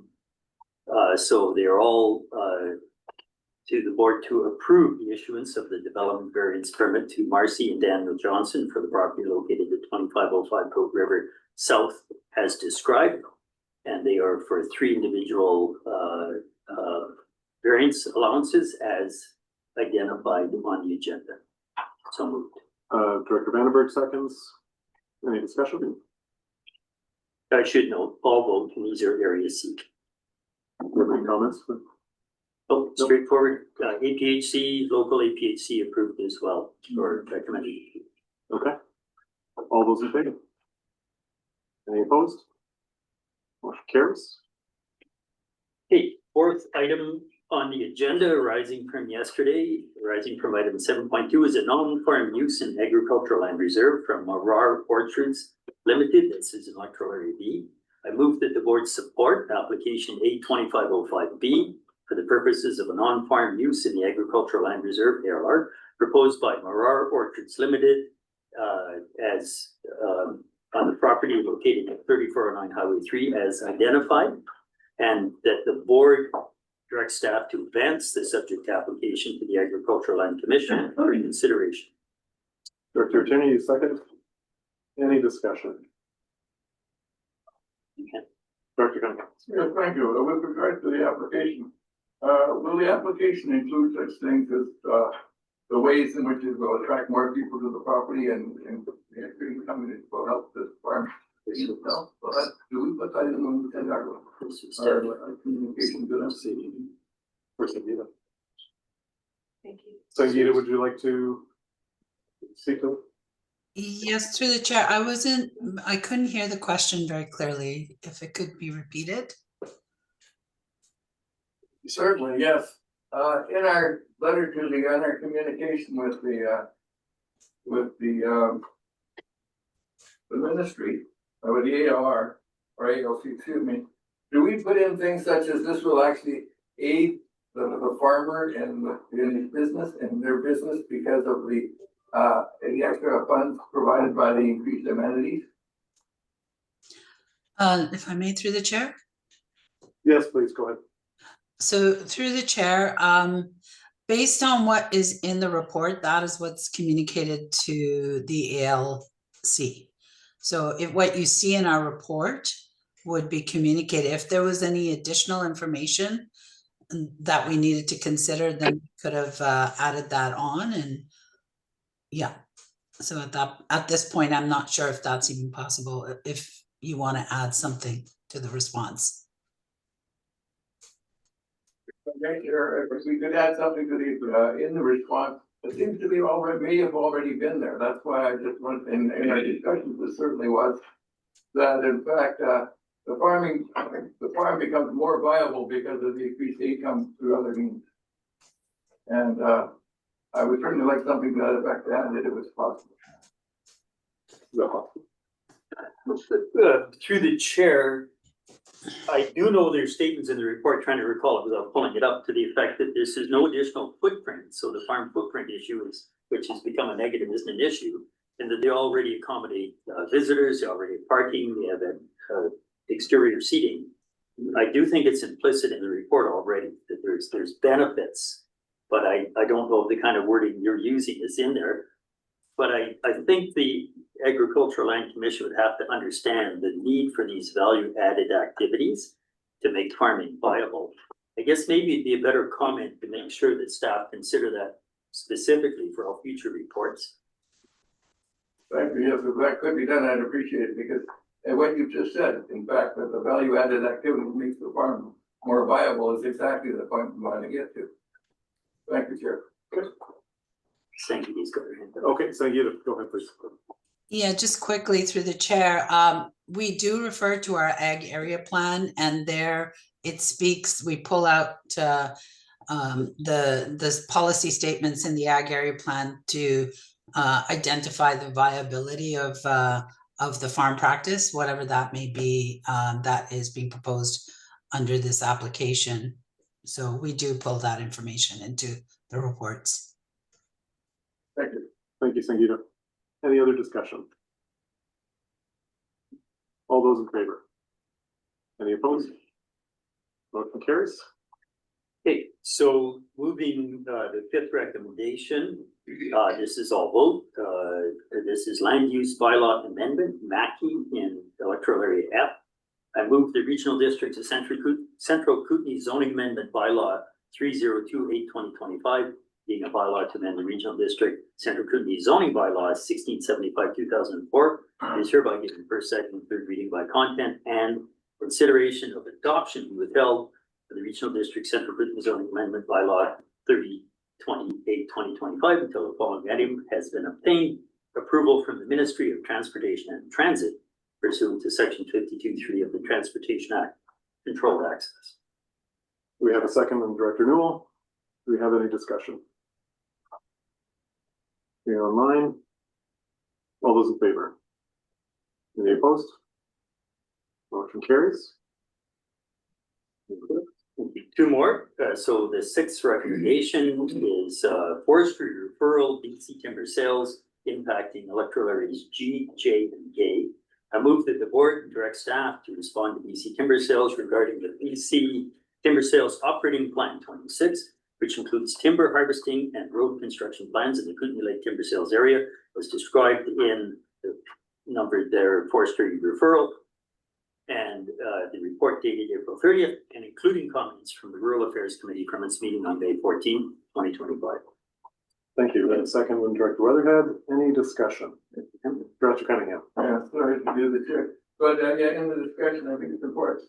As we recall in our discussions, the mapping was somewhat confusing between the, and could we include a comment to them about the quality of their mapping and the way in which those the blue arrows and the red arrows and all the rest of those things match? It made it quite difficult for us to understand, especially where they were clustered together. One would overlap on the other, and with the way it was printed. I think they could do a better job. Go ahead, Director. I agree, and I raised it at the meeting yesterday through the chair, that it's a new method. There was references to style 4 and style 6, which I hadn't seen before, and I've looked at quite a few of these. So my thought was maybe we need BC Timber Sales to come to rural and give us an educational session, maybe an hour, and I would think we would want to invite our municipal colleagues to that, because I had difficulty trying to interpret. At first I thought style 6 was roads because they were linear and not blocks. And then later on, I saw a different highlighted dashed orange line for roads. So I think our best approach is to simply invite them to come. And that recommendation was made yesterday. I don't know if Sangeeta has noted that or Nelson White has noted that. It's a learning opportunity for us as a committee and our municipal colleagues. I see nodding heads online. Yeah, okay. Director Weatherhead, did you have a? Good, thank You're you. good, okay. Everybody's happy? All in favor? Any opposed? Motion carries. Last one. I took a break before we discussed this one yesterday. So this is an all vote item rising from item 9.1 on yesterday's agenda. Community Works Fund application, architectural assessment impacting all of our electoral areas except A. And this is the community. I move that the Community Works Fund application submitted by the RDCK for the architectural assessment in the amount of $652,400 be approved, and that the funds be dispersed from the Community Works Fund's allocations from electoral areas A through J to the relevant RDCK fire service. Director David Off, I just saw your hand. Is it to this motion or the previous one? It's to this motion, Chair. After Okay. it's seconded, I have a question. Okay, do we have a second? We have a second. Director David Off, please go ahead. Yes, yeah, through the chair. I asked at the meeting yesterday if there were any grants that we could apply for to help offset the $652,000 cost. And there was a subsequent communication from the CAO saying that they're, they had that the CAO had looked into this, and another director had mentioned, it had sent out a kind of a link to an infrastructure grant.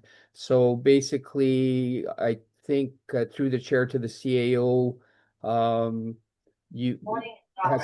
has staff looked at this now, and we're kind of stuck with this $652,000 bill with no additional grants? Is that correct?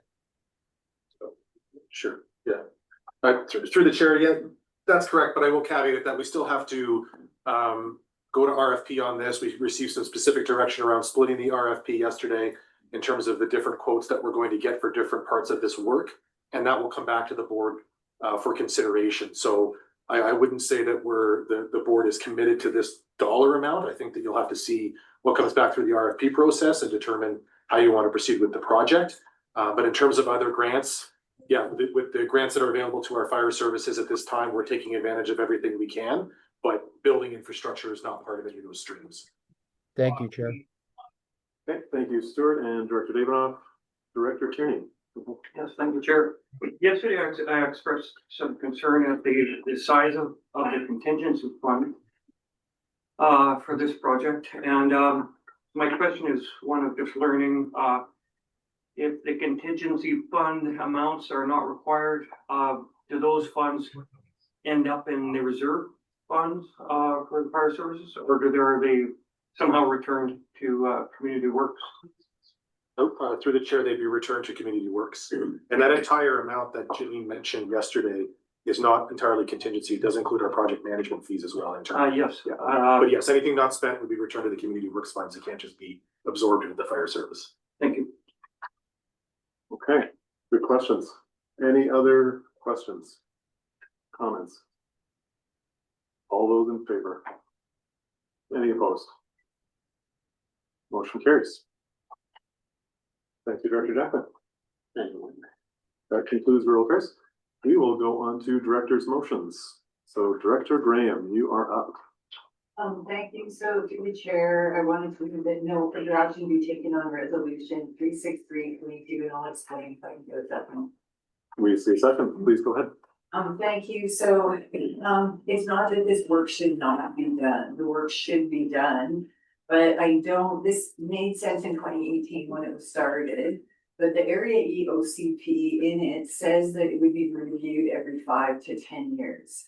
I was at those meetings in 2013 when we had them. That's what the community agreed on, which means our OCP is up for review.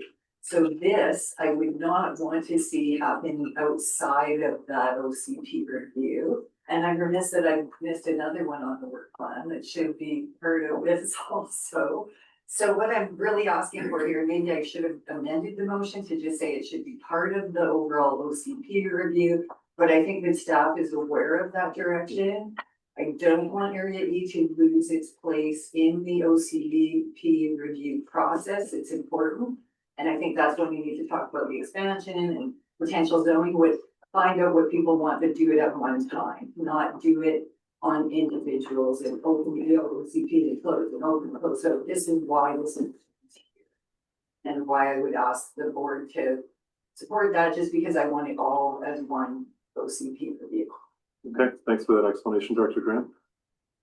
To staff, or do you? Through the chair, that's very much noted. Yeah. Okay, yeah, great. Any discussion or questions? Director Page. Well, I don't want to pressure, but like, there's the other one here. Do we want to move? There's the other one. Yeah. Carol referencing, like, can we not package them? Can I include that? You certainly can. Okay. For clarity, you want to read it? Through the chair, of course. Do you have it? I got it here. I have it on paper, but. In 2020 through resolution 375/20, the board directed planning staff to expand the electoral area official community plan to include the south border of the city of Nelson to Wyman Roads, and then staff would receive notice to the area director of the street road. So that's the other one attached. Yeah. Thank you. Did you capture all that? Okay. Stand by. Okay, can one of you two directors please send that to me? And for the directors, room and online, we understand what we're deciding. That we're also including resolution 735/20. 375, pardon me. Is there any confusion about that? no further action. Yes, but no further action as per the motion for the previous resolution. Director Neil. Just to clarify, what we're intending to do with this motion is to not to roll everything into an official community plan process and not take little pieces here and there to it comprehensively. That's my And this is the second piece. Through the chair to just clarify, good. All right, thank you. Welcome.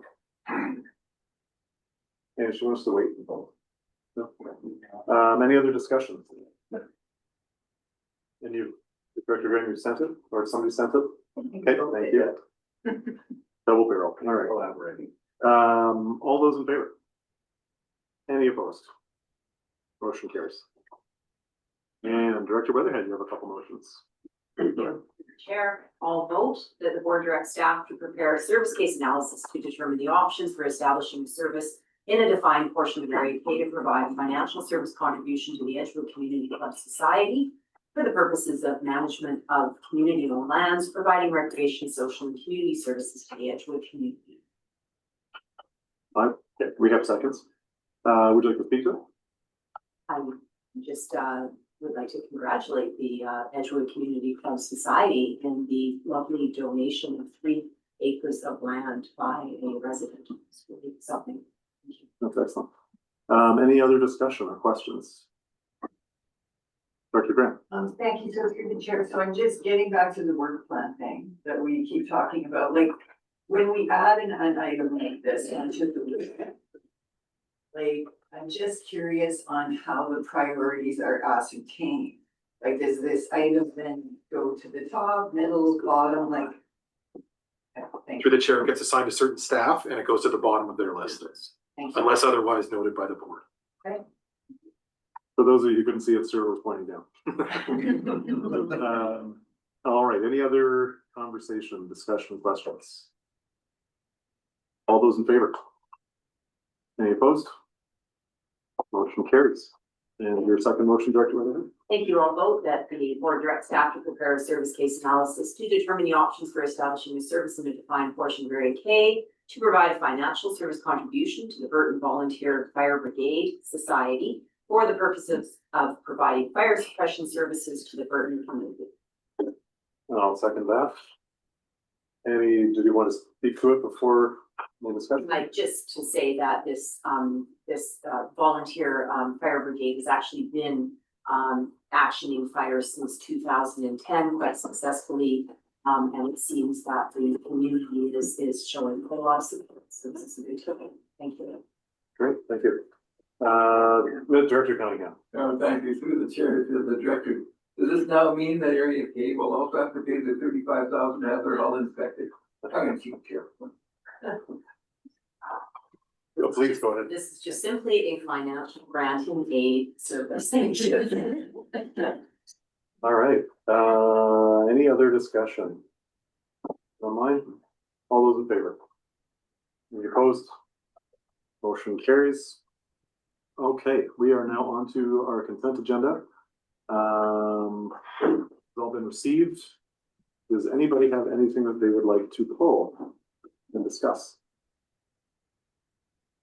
Accounts payable? I'll do that. Okay.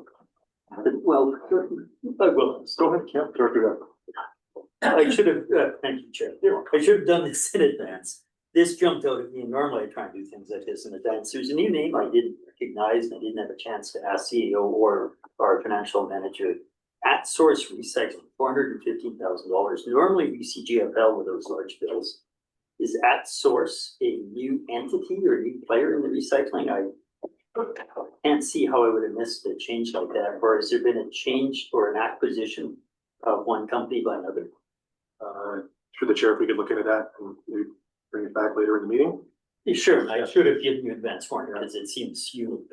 Yeah, okay. Thanks. Any other points of discussion on any of the consent items? Consent agenda. You're making this too easy on me, guys. Okay. The best is I'm touch for me. Well, I could ask one more if you want. Please go ahead. Okay, if CEO is gonna talk to CFO on pie charts. I think people like the pie charts. I know I like them. I like all kinds of pie. I like the charts because of their simplicity. One of the charts under grants shows 58% is RDCK grants, and it's not actually defined. So we have ready grants. Somehow there's a little bit of money, which would be our administrative extraction of part of our administrative fee early on. Then there's community development discretionary. I can tell people exactly what all those are. But on that pie chart, 58%, more than half says RDCK grants.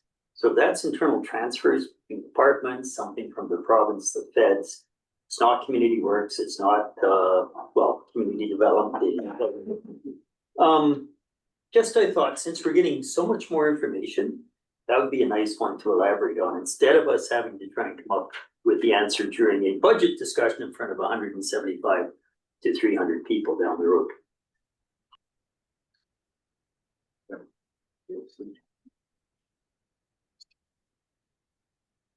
Again, I'm good offline. Through the chair, I'll talk to you about how that's classified. What qualifies as an RDCK grant. Yeah, thank you. Yeah. Okay, thank you for that, Director Jackman. I don't see any other hands, no more comments. Okay, so we will move past, well, I'd like to propose something because by some miracle, we are through most of our business and in our open meeting, and we're only at about 7 minutes past 11.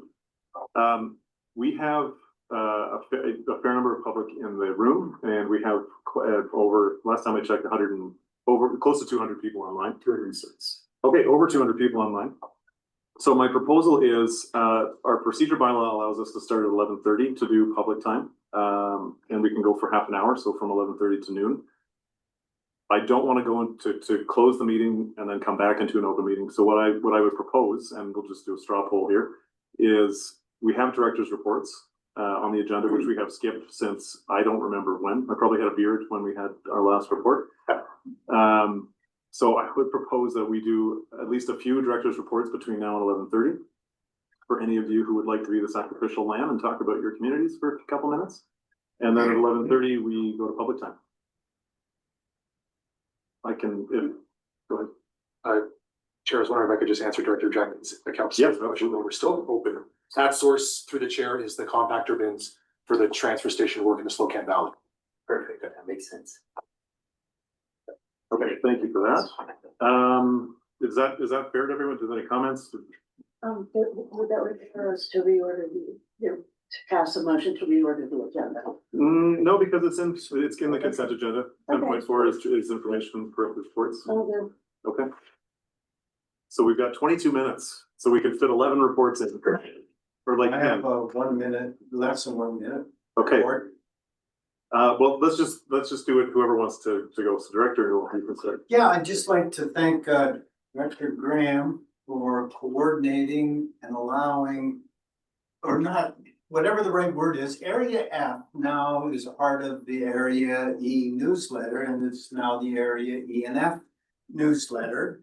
And I'm getting help with that, and it's a very interesting and lovely way to finally find a way to communicate with people, which I was finding difficult because I don't have an email list of everyone or whatever. So thank you to Director Graham for her assistance in that matter. And if you want to read our thing, we've got ways.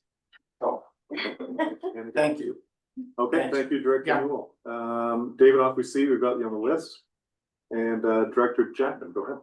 Sure, see if I can do 1 minute also. Really good conversations with two of Area A's largest accommodation providers. One of them is about 100 rooms between their larger sort of hotel structures, condos, cabins, whatever. Plus they have camping RV. And the other one's probably 30 odd rooms plus, much more than that in terms of RV capacity. Both are ahead now with their bookings at this point in time. One of them by almost 1,000 rental days as to where they were last year at this time. So say across 100 units, they have 10 more bookings already, under their wing now than they had this time last year per room. This will be a banner year for them. And the other one, similar. This has been the highest activity spring the other one has seen for a number of years. Coming from Alberta, and coming from Washington, Idaho, and Montana. And they all have very good tourism and marketing connections with Northwest, US Northwest. A drop in traffic or business from the Okanagan, one indicated to me, I have to be concerned that may be related to uncertainty of the ferry and being able to access amenities on both sides, which Director Graham and I know people love to crisscross back and forth all the way up to Caslow, Airbnb, and of course into Nelson.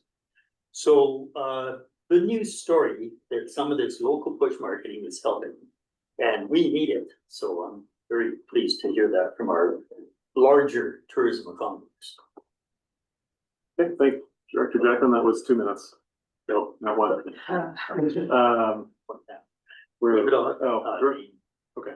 Director Davidoff, you'd like to go ahead, please? Thank you. 1 minute. First of all, You can take two. really happy that we have a name now with our area IOCP completed after 9 years, and we're Sentinel Mountain, so that's good news. Ready grants, as we've done in each year, we've managed to allocate some funding to every applicant, so we're very proud of that. I attended the Glade Ferry Society fundraiser to basically make inland ferries, to help advocate for inland ferries to be recognized similar to coastal ferries in terms of being part of the highway network here.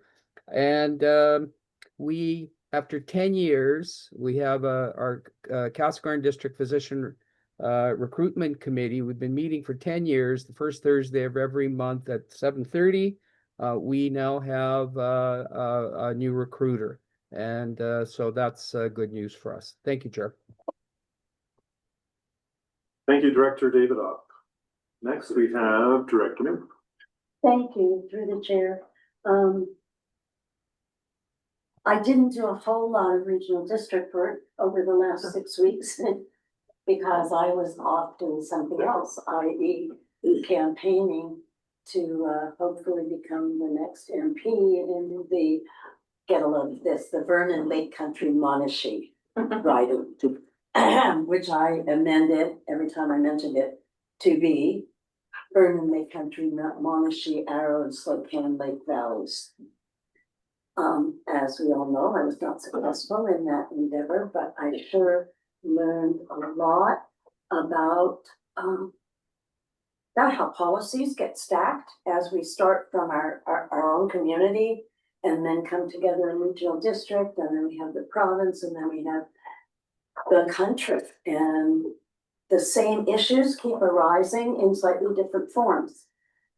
And I had an opportunity to speak to some of those issues that we see as completely local and personal, and speak to them from a higher vision, like up at a 30,000 foot vision.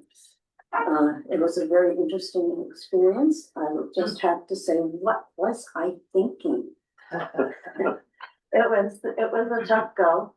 And I offer thanks to my mayor, Tanya Gordon, who attended many meetings in my absence. And I think it was a really good opportunity for her to learn, that next altitude layer up and go, oh, so this is where Silverton fits in to a slightly bigger picture. So I think it was a learning curve for her as well. I'm back now. I'm really, really happy to be back with local government. And my next report will include much more local endeavors than this one did. Thank you, Director May. And congratulations on the effort. Thank you. And so Director Papa, we see you. Director Hewitt, we see your hand. Is that? Oh yeah, okay, perfect. Director Hanegraaff. Yeah, so we did the Ready grants too, which is one of my favorite things, just because I'm always so impressed by these nonprofit community groups and how much they do for our communities. And one of those was Robson Rec, which is very much a grassroots group. who have developed or are in the process of developing a multi-use court in Robson. All of them by volunteers, funded by the community, and then they ran into the brick wall when it came time to get insurance. And so we were able, with the help of Joe and Trisha, Joe Chirico and Trish Davison in rec, facilitate a way for the RDCK and Robson Rec to work together so that they can get the insurance they need. Because they couldn't afford to do it on their own. So I really like the grassroots aspect of the project itself and the collaboration that happened between Robson Rec and the RDCK. So that's a good news story. That's great. We love those.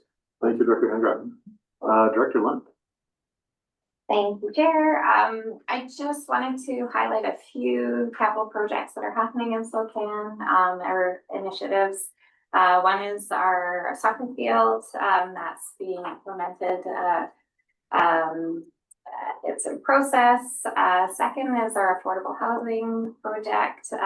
Building permit has been submitted, I believe. So that project is on its way and moving along. I've reported out before. And third, the Village of Spokane purchased our waterfront a few years ago, and so we are gearing up for a 2-day community symposium to begin the visioning process for that site. It's close to 20 acres. It's right in the heart of the community, but I wanted to share with directors that the symposium is happening. We're also collecting and collating information online. We have a dedicated site, waterfrontcommons.ca. It's a splash page right now, but the full site should be coming online. We're collecting information on place-based economic development, information on case studies of other communities who have done similar projects, and so we're hoping it will be a resource for our community as we move along this process. And yeah, so we're sharing it out. If folks are able to come, please join us. Otherwise, check out the site, because we are collecting and documenting our process to share out. And last, I just wanted to acknowledge that today, May 15th, is Moose Hide Campaign Day. So the Moose Hide Campaign began as a BC-born Indigenous-led grassroots movement to engage men and boys in ending violence towards women and children. It's grown into a nationwide movement, and so just acknowledging today as the Moose Hide Campaign Day. That's it. Thank you for that, Director Lund. Director Popoff, online, please. Yeah, thank you, Chair. In Area H, we're still recovering from the wildfires that we had. And we're looking at the economic recovery of the businesses. And we're in the process of establishing sort of a plan. If something like that does happen in the future, what do we do? Where do we go? Where's our food security, et cetera? Then also we're looking at the residents that suffered losses and were displaced because of the fires. And so we had a society formed, the Spokane Valley Watershed and Forest Protection Society, and they're looking at getting certified to basically work with BC Wildfire Service to attack a fire that's outside our regional district fire service area. And in the northern portion of the valley, there is some movement in the Red Mountain area. They're looking at something similar to that. So we're still in the process of recovering, and a lot of my time is spent attending meetings and supporting the residents in their recovery. Thank you. Thank you, Director Popoff. We have Director Vandenberg. Thank you, Chair. So finally we get an opportunity to talk about our backyards. It's awesome. One of the things I'd like to do is put out there an invitation to our sub-region is Crescent areas A, B, and C. And we have a group, Crescent Valley Services Committee, that meets first Thursday of every month. It's online, but we really get that chance to talk about what's relevant in our backyard, those initiatives, working through what's important to local community, that sort of thing. So always want to offer that up for people who are interested in that area to attend our meetings first Thursday of every month online. Secondly, we kind of on the tail end of our Crescent Valley or our Crescent Airport master plan. And so that was a plan that the last time that we did it, I look at the mayor, it's about 15 years ago. 1979. 1979, thank you. And it's refreshing to know that the little gem that we have in the valley, what can we do with it? What is the direction that we can go with it? What are the barriers around developing that airport for our local communities? So that master plan will now allow us to do further steps, further work. Worth noting for sure. I sit as a participant with the Central Kootenay Invasive Species Group, CKIS. And one of the initiatives that we're excited about is developing of a white paper for consideration with Federation of Canadian Municipalities, FCM. And invasive species and that sort of thing is because we have a huge agricultural valley and participation. Invasive species are a rural problem.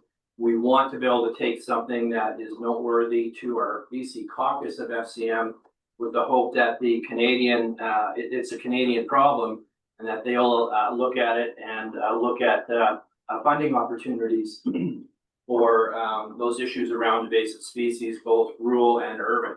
So I think that that's a really interesting and exciting step forward. And Mr. Chair, if I can have one more. The International Selkirk Loop is a 280-mile long scenic highway that encompasses all of RDCK and two of our American states to the south of us. There's a huge opportunity there. I am starting to lead an initiative to revitalize our partnership with our American friends, because if you've driven the key highways, you've seen the Selkirk Loop. We do take advantage of our American friends and international friends from coming in. Agriculture and tourism are the biggest industries that affect our GDP in the Crescent sub-region. And certainly through the RDCK. So my step forward would be to ensure that we are maximizing that economic opportunity with the Selkirk Loop. And that's it for now. Thank you very much, Director Vandenberg. Director Kiewit. Thank you, through the chair. I'm gonna start with something that's sort of Castle, sort of Area D. So about me. I've had the honor for the last 2 years to serve as a jury member for the BC Achievement Awards. And the award ceremony was last Wednesday in Victoria. And our Area D part comes in because Rick Valentine from Argenta received an award. So I was able to be there in person and offer congratulations on behalf of Director Watson.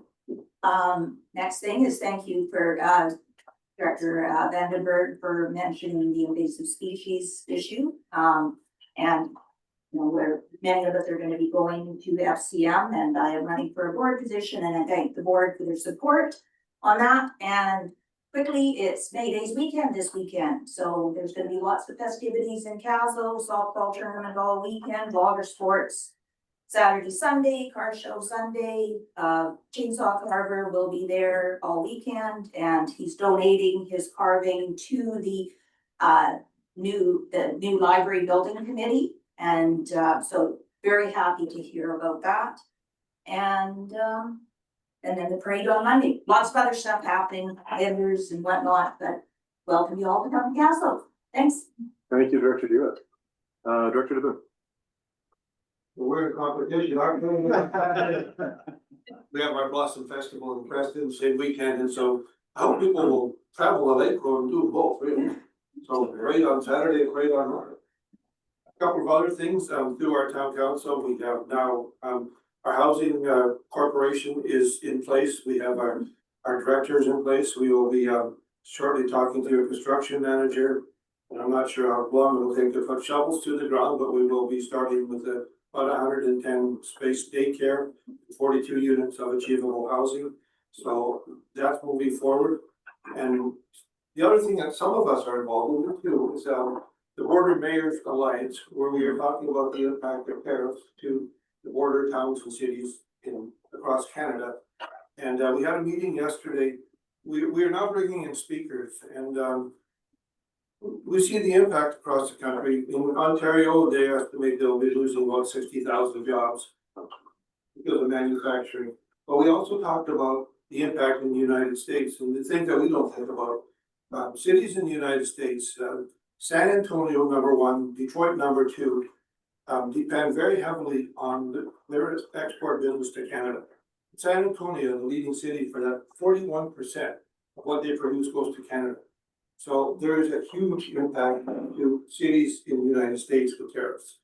And so far, they haven't put the pressure on that they will be, because when tariffs came, people stocked up. They bought a lot of things and stocked up, anticipating they were going to cost money. When these things sort of run low, that's when the business really starts to get in trouble. So a lot of US cities, the whole Rust Belt, are very reliant on exports to Canada. And I think that was underestimated by the US government. As that really starts to kick in, I think there will be a lot more pressure on the American government because of the impact to their own people, not only the impact of producing it, but the raised costs through tariffs. It's going to be interesting as this unfolds, and I really do appreciate the information and updates we get through the Border Mayors Alliance. We meet every 2 weeks online, and it does give us a great deal of information to be able to just understand what's going on. Thank you, Director DeBlanc. And Director Lockwood. Thank you very, very quickly. It's in all of our backyards is nonprofits and how much they benefit our communities. And I would challenge any one of you to think of losing a nonprofit in your community and how much it will affect your community and what happens in your community and stuff like that. I know that there's a lot of conversation there right in Salmo right now of some nonprofits because they're not feeling supported. And it, as much as we just went through volunteer week, I think it was May 4th to the 10th or something like that. I just want to bring that forefront into all of our minds, how important are nonprofits as we talk about the Ready grants, that it was probably close to 95% was going to nonprofits, to our communities. So I just wanted to bring that up. Thank you, Chair. Yeah, thank you, Director Lockwood. And for the close, Director Page. Yeah, go fast. So we're here from the public. So in Nelson, it's been a while since we had a bit of an update. Nelson did approve a 5-story building up at Selkirk on Bell Street to proceed to a BC housing funding call that we're anticipating in the coming weeks and months. There will be further discussion around the land use redevelopment beside the rec center.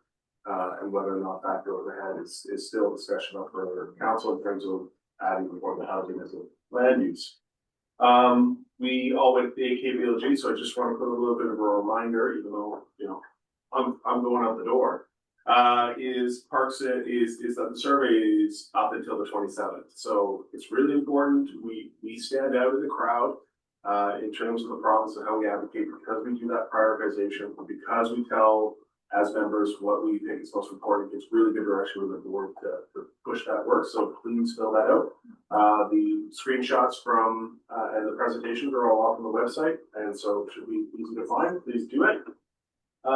We have adopted an interim urban forestry plan. This has been a number of years in the works, and we've used some student time with BBC to get the first version of it.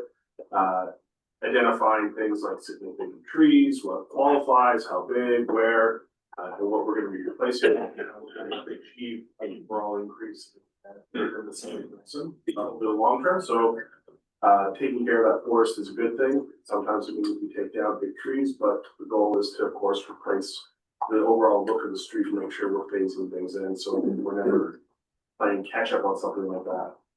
We've adopted our OCP, another multi-year process. It's finally coming to an end and a conclusion, and lots of public feedback, lots of opportunities for people to adjust where we're going in. And now, of course, I don't need to make you all familiar what an OCP is. And then it's gonna be a busy weekend, so we've got May Days on Saturday. We had our launch of our Mother's Day Farmers Market last week. And that starts the official season of farmers markets in Nelson. So the first one at Cottonwood is this Saturday. Then you can go up to Caslo. And then you can get over to the sculpture walk grand opening in Castlegar later that evening. And then you'll recover a little bit on Sunday, hopefully and get over to Blossom Festival. And I don't know if that's any loop.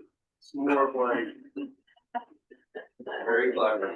That is a long and winding road, sir. That's just like the song. Anyone who's had to take kids to any kind of sporting event has done that route. This is the new Denver side group as well. Yes. That's, thank you, Director Page. That's economic development. Okay, thank you for that, directors. It was nice to hear from everybody. It's been quite some time since we've had time to do director's report, so thank you. And just thank you, Director Page, for that reminder.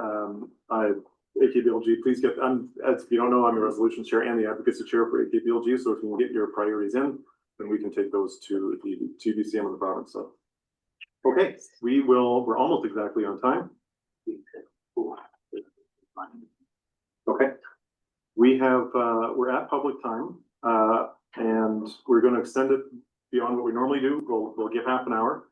So it's 11:32. We'll go to 12:02. And just quickly, if you weren't here the first thing this morning, I just want to say, democracy is a participation sport, and that's a cliche that I say all the time. But I'm really glad that people are engaged and are here participating in the process. Sorry, that echoes weird. So thank you for being here. Please there's a lot of people, there's a lot of people online, so let's quickly just get to our questions. We'll do our best to answer them. I can't guarantee that you will like the answers that we give, but we will do our best to answer. It's been a very professional morning, so I would implore everybody, both in the room and online, to just please be professional and respectful, and we'll go from there. So we have a few online. We'll do 2 in the room and we'll go online, and then we'll go from there. So Strictly questions, or can statements be made, or just you guys, or? it's ideally for a question, or procedure bylaws questions. You can preface it with a little bit, but again, there's a lot of people that want to speak. So just a quick preamble. We generally do 2 minutes or less. I don't want to start a timer, but I will if it gets really lengthy. So would you like to begin, sir? Hi, my name is Brian McLaughlin. Good to see you all. And I really, really appreciate every one of you for participating in our community and the efforts and work you're doing.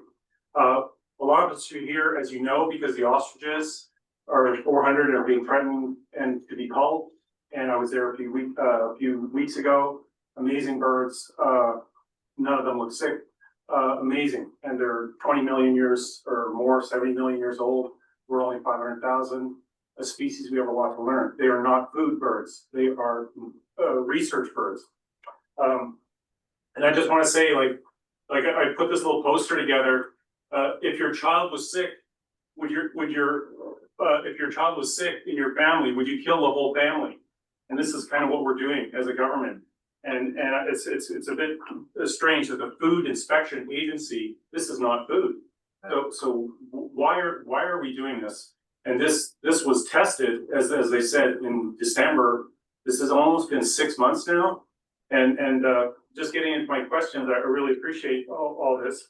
And number one is long-term monitoring to address the carcasses. This is a 140,000 pounds of ostriches that's going to be buried. So there's a long-term monitoring. Bylaw section 2961 would address that issue, and it's important to understand that in your bylaw. The second question is bylaw 2961. It gives the RDCK power to refuse hazardous waste. You guys can do this, right? Is this reminiscent of the Hull mine situation? We don't want to go there again, right? We're spending a lot of money on that still. We don't want to do that, and this is the most important. This is the most important, and Stuart, thank you for facilitating this question. And this is a letter to the Food Inspection Agencies, very simple, saying retest the birds. It's been 6 months, retest the birds. I've been around these birds. There's people, the owner is living in the ostrich farm in the middle of the patch right now, sleeping so they don't get cold. It's, as you know, it's a public outcry. And I think we could form a letter very simply. Can we retest the birds as a public outcry? As everyone will say here, this is a very, very dear concern why this is happening. And I appreciate you all. Thank you for listening to me today. Yeah, you have.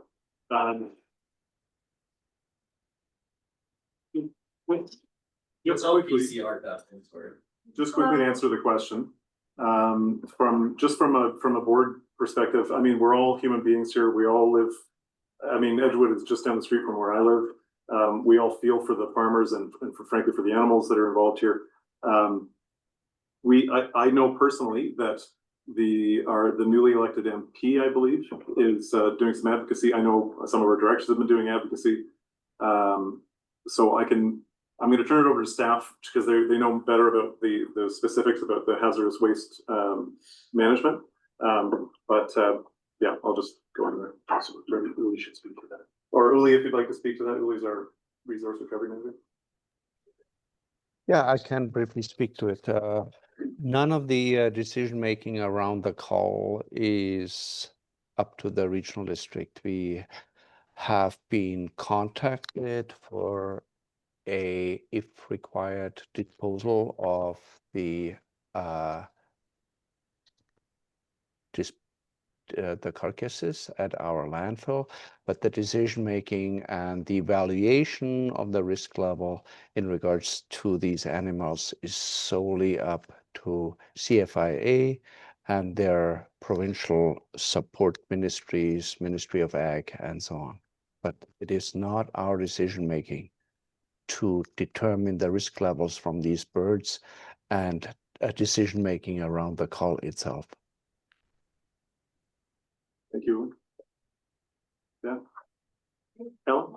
My name is Ellen Chambers, and I am really delighted that all of you have been given this problem. Because in the end, I really believe something amazing is going to happen for the people of the Kootenays and for Canada. Because there is a real jurisprudence issue here. I am a stakeholder in the Utashina, I use it. I'm a stakeholder. I'm one of the people that pay your taxes and everything. So the question becomes, do the stakeholders have any rights compared to an unelected federal agency, a bureaucracy? That is a big question that has to be answered in this country. We have to know, do the people have any rights? Because I don't want you to bury these animals I own that landfill. I want to know, do I have any rights? And there is some precedent now, maybe not in Canada, but in the United States, there's something called the Chevron deference, where now the judges have the right in that country to use common sense, to listen to more than just whatever these artificial rigid rules are on how law has to be held. We need that in Canada.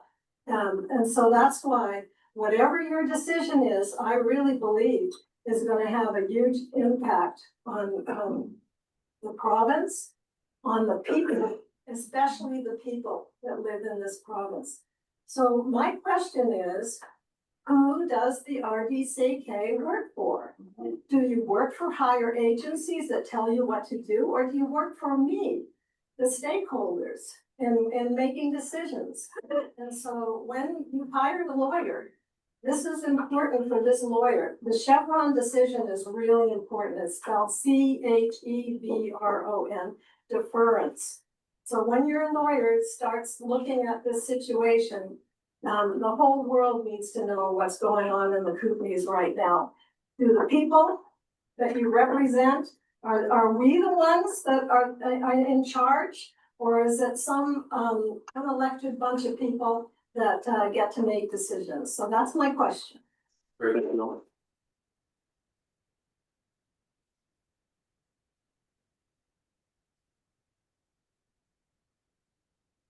So philosophically, I'll just answer that we are elected. I mean, the people in this room are elected by the people in the region. So we are responsible to our electors, to our residents.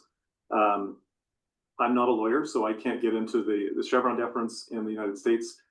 Clearly, it's a different country. Maybe there is a way for Canada to learn from that ruling. I don't know. I can't speak to that. And all I can say from the point of view of where I'm sitting is there are different orders of government. There's the federal, the provincial, regional, municipal. We can do advocacy work with our federal MP, our members of parliament, and other people. You know, we can put pressure on provincial representatives who can then also put pressure rather on federal representatives. But we have zero control at this level on a federal agency. So that may not be a satisfactory answer, but I know that, like I said earlier, people are trying to do the work and doing the advocacy work to trying to get things changed. But I mean, I've been in government 7 or 8 years now. Things don't move quickly, and that's just kind of the nature of the beast. But I don't know, from a legal perspective, do you have anything to add? Or? No, through the chair, nothing different than what I said during the issue earlier. Okay, yeah. Okay, thanks for the question, Alan. Okay, This is- we're going to do a couple online, then we'll come back into the room. This is the order I saw them appear. Okay. So we have Nicole Corrado. Would you like to unmute and ask a question, please? Yes, thank you. I am speaking on behalf of the Ostriches. I'm actually talking from Montreal, and it's 2:42 p.m. here, but yeah, I do not think that the dump should at all take the ostriches. For one thing, it would be completely disrespectful to those birds because they're not garbage, they're living birds. Also, the ostriches have immunity to avian flu, therefore they don't have avian flu, because if they had avian flu, they would not be sent to a dump because they would be cremated if they were actually sick. So the CFIA knows they're not sick. The other thing is, though, however, if they were sent to the dump, it would create pollution because it would produce a lot of methane. It would also attract a lot of animals like bears and other animals to the area. Plus, it would grow a lot of bacteria and create a lot of problems and produce a lot of gases. So it would be a major pollution problem. It would be hazardous waste, even though they're not sick. They're not going to make anyone sick now. But if the birds are killed, and sent to a dump, that will make everybody sick. And so, but I think even for the sake of the birds, I think as an ethical standpoint, that landfill needs to say, no, we're not going to take 400 bird carcasses and put them in the dump. They're not garbage, they're living beings. And even when they're dead, their remains should be treated with more respect. I think that you can just say from an ethical standpoint, even you're not going to take them. And I fully support that ostrich farm. They're not meat birds, but the Canadian Food Inspection Agency, unfortunately, they handle everything despite their name. If you are transporting your pet, your cat, your dog, whoever, from Canada into the US or into any other country or vice versa, it goes through the community, the Canadian Food Inspection Agency. The Canadian Food Inspection Agency oversees. Nicole, do you have a question? We just have a lot of people. My question is,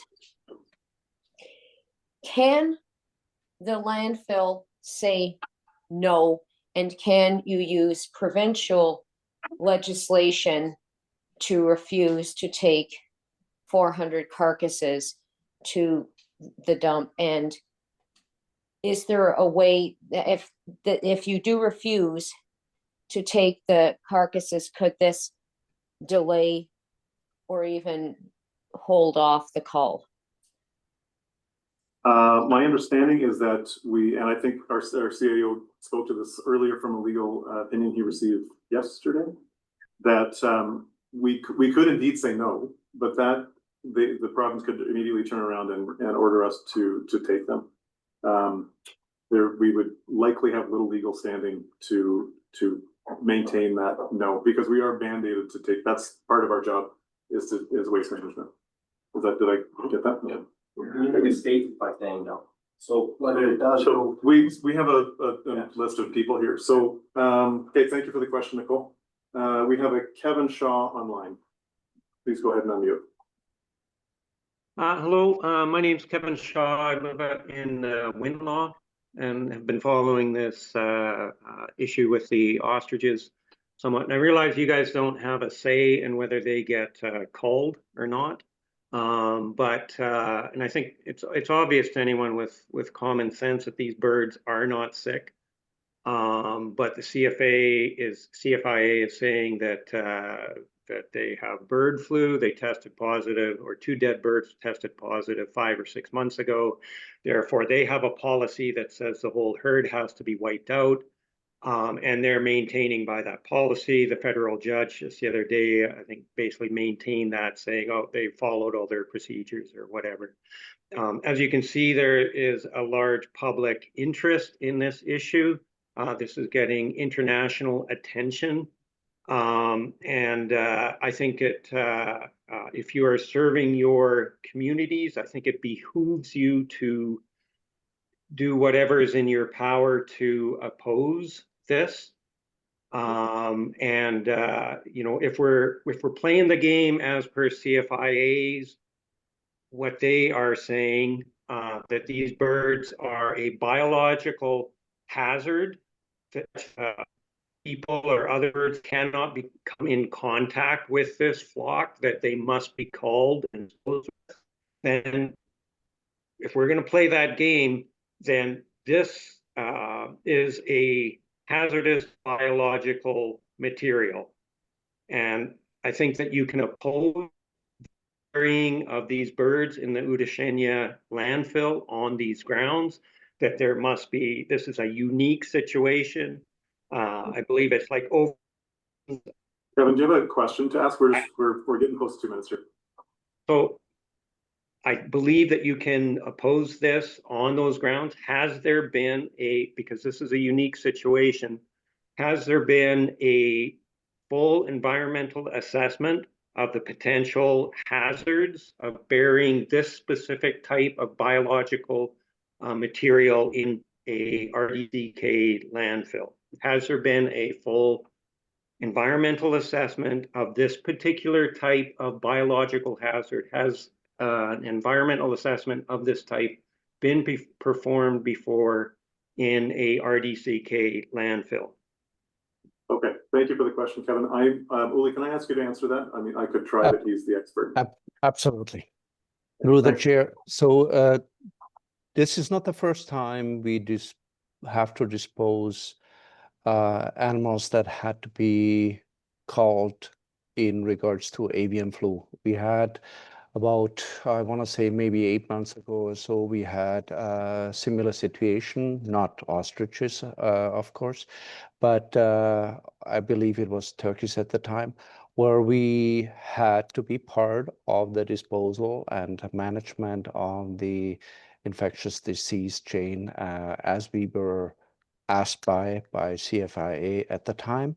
We are playing a role in managing these outbreaks, and like I said, have at the time accepted materials.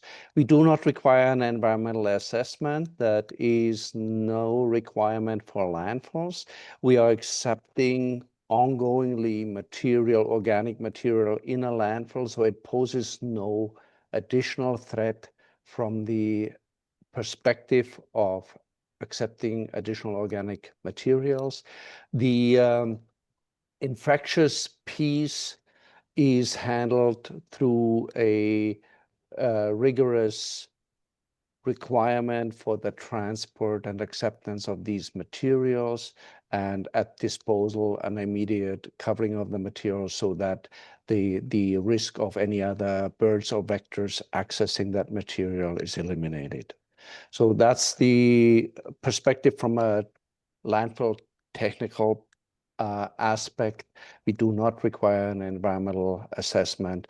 The risks from accepting organics known and is there all the time. We are accepting much larger volumes of organic materials ongoingly in that landfill, and so there's no added risk from that perspective. Thank you for that, Owen.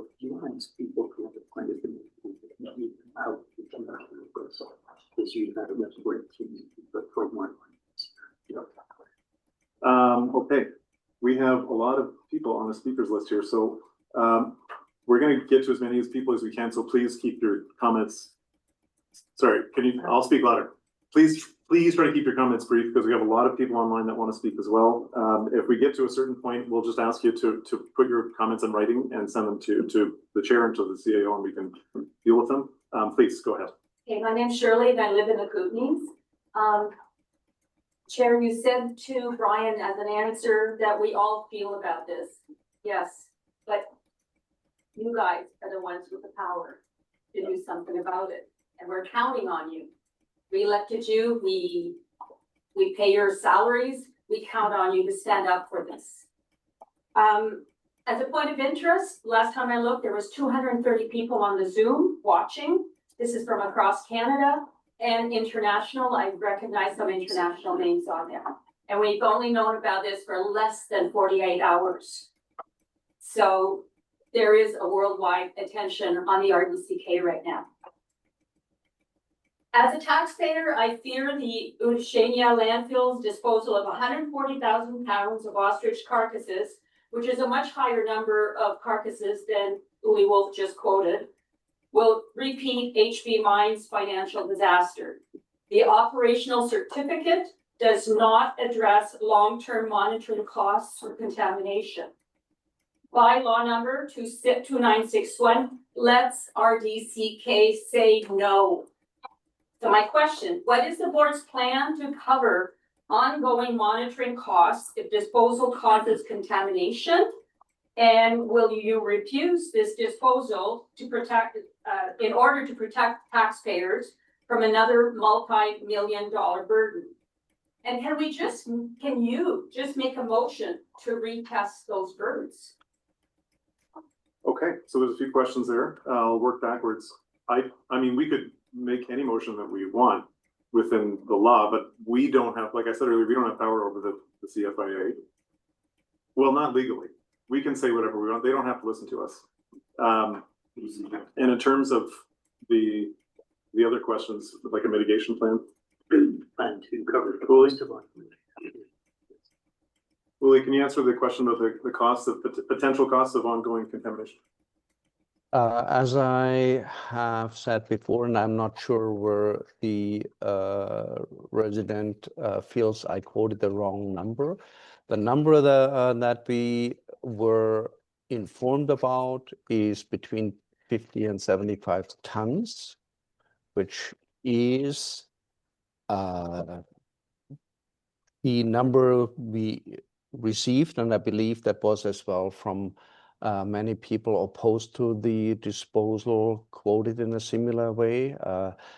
64 tons, I believe, is the number that I received from people that are familiar with the farm. So that's the amount we receive if we accept these materials at the landfill. The landfill receives every day, on average, about 70 tons of material, of which between 20 and 65% is organic material. So the 64 tons that we receive is roughly the equivalent of 2 days worth of organics that are being received at the landfill. This is not a significant addition to the organic loading of that landfill, and therefore no added risk from that perspective. Thank you for that, Uli. We're still in. Please go ahead, sir. Thank you, Mr. Chair. My name is Michel Saint-Germain. I live on Crescent Road, and I have a question about the motion that was adopted today. And it is the motion that changes the bylaw 3002. I'd like you to confirm the proper interpretation of the wording used in the motion, and I'll quote the wording. The wording is consideration for adoption to be withheld. until certain conditions are met. But to me, that wording suggests that the adoption will come later on, otherwise the motion would have said the bylaw changes are adopted. So I'd like you to confirm this interpretation. And really the sense of my question is whether or not the community will be consulted in connection with the adoption of the conditions stated in the motion. Thank you, Mr. Chair. Okay, thank you for the question. I think you're correct that the adoption is those motions aren't passed until those conditions are met. But I'll ask staff about the Through the chair, the Ministry of Transportation and Transit needs to sign off on the access requirements for the property, and then once that's signed off, and then once the covenant is put in place, the bylaw would come back for adoption. But the community input process with the close of the last public hearing is closed. So just to be clear, there will be another motion coming up adopting the bylaw changes? That's correct. Thank you. If I could, through the chair, at that point, the board is no longer discussing the matter. There's no discussion allowed on the adoption of bylaws. Discussion ends at third reading. Frankly, I don't understand. If there will be another motion adopting it, why isn't there another discussion that the board? Through the chair, because the conditions that are within that motion are all that needs to be met. So essentially at this point, it is ticking boxes to make sure that that's done by the Ministry of Transportation and Transit. And then that will come back to the board, and it's essentially just confirming that that's done. No, people, It's also on the same motion. okay, we're just gonna go online. We're just gonna go back and forth with two. So we'll quickly do two online. We'll come back to the room. Sarah Gal, I don't know if I'm saying that correctly. Sarah, would you like to unmute?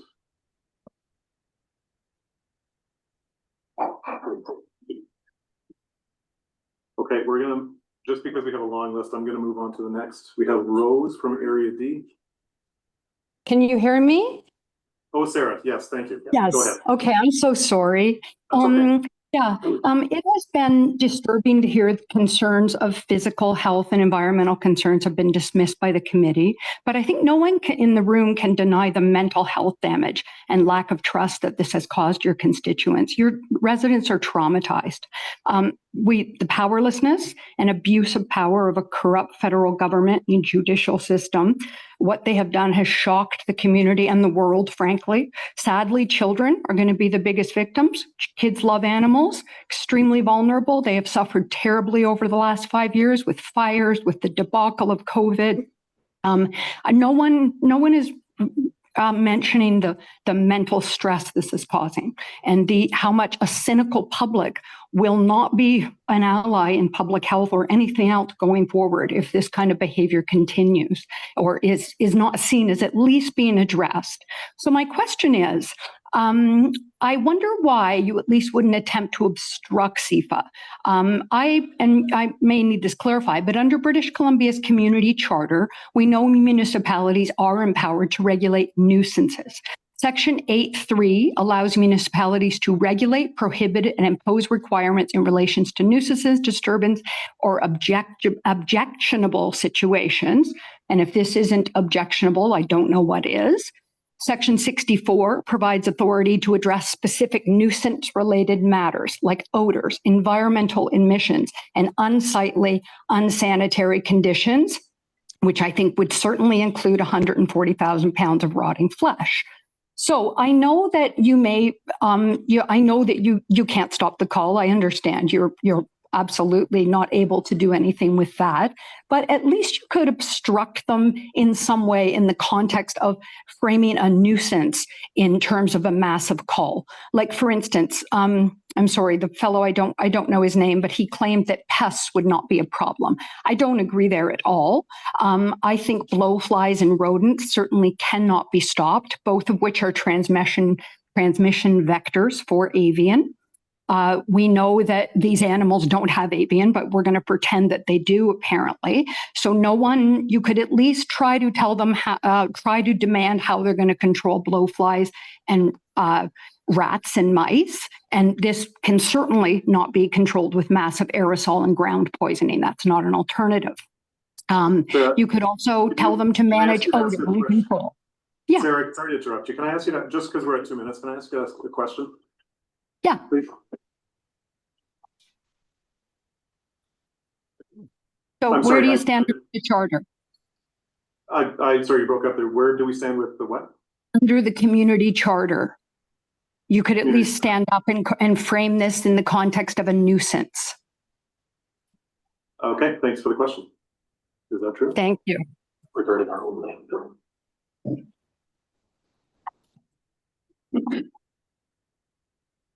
Yeah, through the chair, I don't understand the question from the standpoint of a nuisance, because if it's a nuisance with respect to the operation of our own landfill, the nuisance bylaw, even if we had one in place, would not apply to that because of the operating certificate and the need to do certain things on that property. Okay. I'm sorry, may I send you information I have on this? Yeah, you're welcome to send us any information you have. And okay, so I'll send it. Okay, thank you, Sarah. Thank you. And okay, Rose. We're gonna do a few more. Rose from Area D online, are you still with us?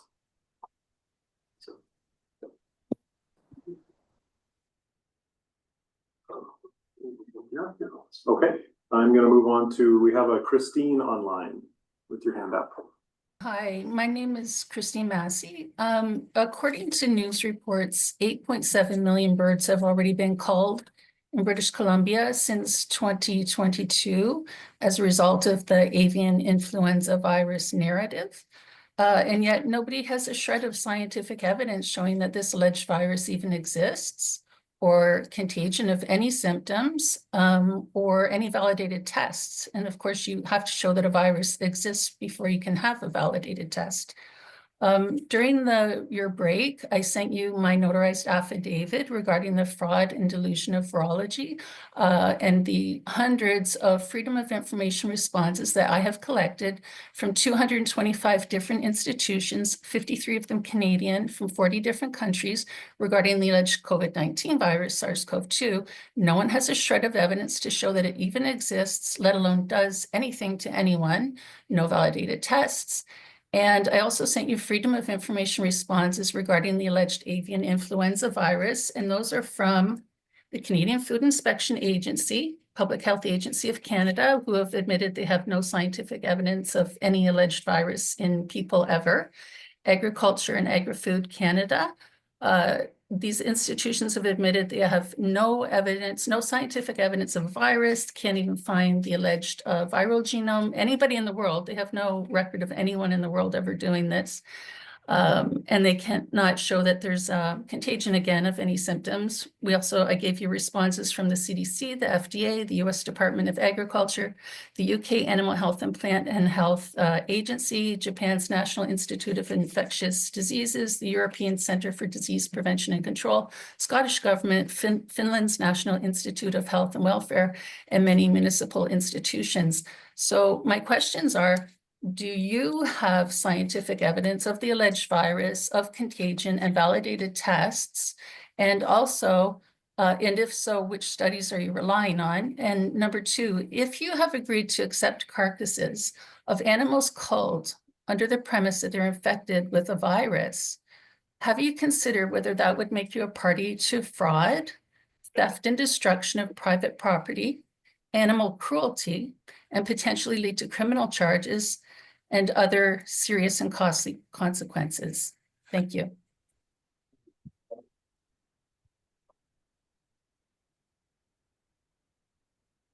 Okay, so there's a couple questions there. I think safely say that the regional district does not have tests for avian flu. I don't think I'm speaking out of turn there. The other questions were, okay, I will speak very loudly. Thank you. So no, we do not have tests, as far as I understand, for avian flu. The other question, if I recall correctly, is, are we concerned about criminal charges I don't believe that we are, but I don't want to speak, I'm just speaking for myself, I can't speak for everybody. And, I'm sorry, you have one more question that I forget. I was asking if there's no scientific evidence, or whether there is or isn't, would you be a party to fraud, theft and destruction of private property, and animal cruelty? I am, that would probably have to be tested in court. I am not a lawyer, so I can't speak to that, and I don't think any of us are. So thank you for the questions. We're past time. I'm gonna do a couple more in the room. We'll do a couple more online, and then if you have more questions to ask, please put them in writing. Please, go ahead. Yeah, I'd like to return to the afternoon. Afternoon, yes.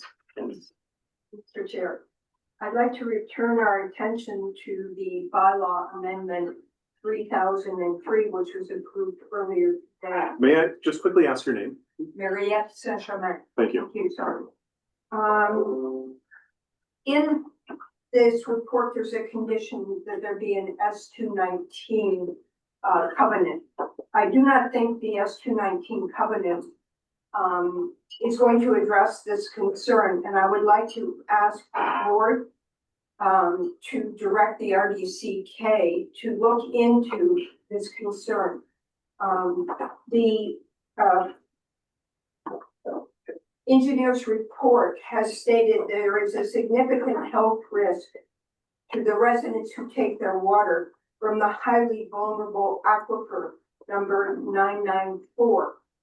In order for us, if this project does get final approval, to have assurances that our drinking water is safe, we will have to do regular testing. There are 23 landowners down gradient. Each one of us will have to do the test baseline and then met multiple times in future years at a cost of each test of over $1,000. Can the RDCK direct Spearhead to work with us and perhaps to fund the testing of our wells, since this risk has been recognized by a recognized hydrogeologist? Thank you for the question.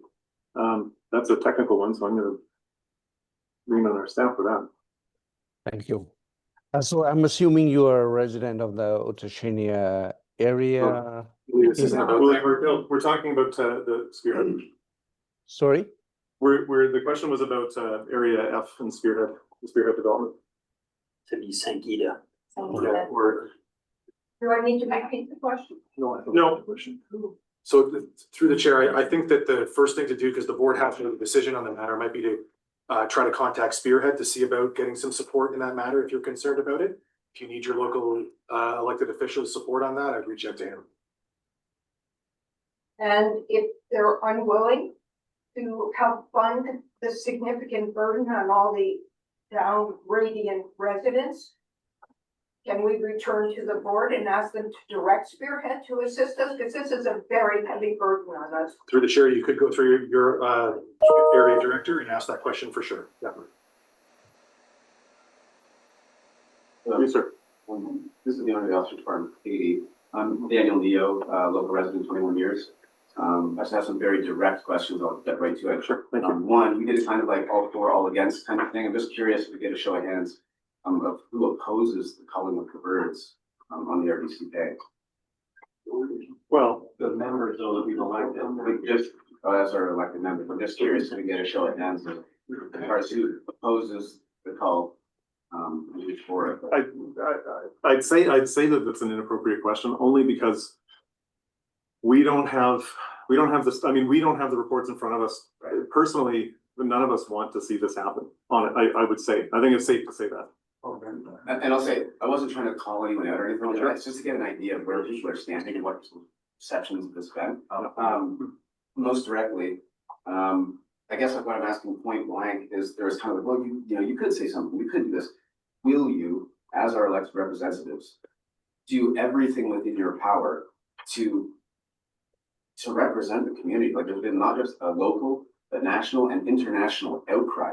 I know there's a process that you guys need to follow. I respect that. I understand there's a political process, a bureaucratic process, all of that stuff, but just the blatant disregard for the sacred aspect of life at play here and the precedent that it sets. We're asking you with everything that we are, with everything that we have, will you use the power that you have, even if you thought that for sure the answer was no? Just do everything you can to represent our concern and to try to put an end to this, to do everything that you can, whether it's through the landfill, requesting another test, whatever you have within your means, will you represent us in that way?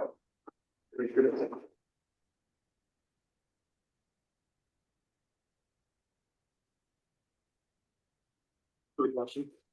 And we kind of talked about this, or I said something to this earlier. As a person, nobody like it. This is horrifying. However, our role here is to do our business, and our business is waste management. That's what we're legislated to do by the province. If we don't want to do this job, then we should probably quit and become. If I may finish, please. Sorry. Is to do our job. If we don't want to do that job, we should probably quit and do something else. Maybe on the other side of the table. Our CAO reached out to our legal counsel and said that there's no point in saying no, because we'll just say do it, because we're creatures of the province. We're legislated by provincial legislation. You say there was legal though, they say you might not win, but you could at least go to legal with the lawyers. Was that not said by the gentleman? Unless I'm mistaken, legal counsel said we can make whatever motion we want. We can say no, but they can immediately turn around and say that we have to do it. Okay, thank you, if I may. But that may or may not stop the culling. Like to my mind, there's two separate issues here. There's a federal agency that's enacting something that is killing these animals for whatever reasons they have. That's not, and the reason I said it was inappropriate for us to put up our hands or not is because we haven't debated that here. We haven't seen the pros and cons of that. So it's not appropriate for us to make a determination on it. Plus, we're also not virologists. We're not veterinarians. We don't have that expertise. Nor is that on our staff. So to answer your question, there's nothing that we can do beyond advocacy, because it's not, and I don't want to be that person to say it's not our problem, but it's outside of our power. And I know that might not be the answer you want to hear. I wish there was something I could do, but we're stuck with what we have. And we have to work within the bounds of this is we're a legislative body. So we have to respect the law. We're a country of laws. It went through all the courts. I do have a question. Okay, owner of the farm.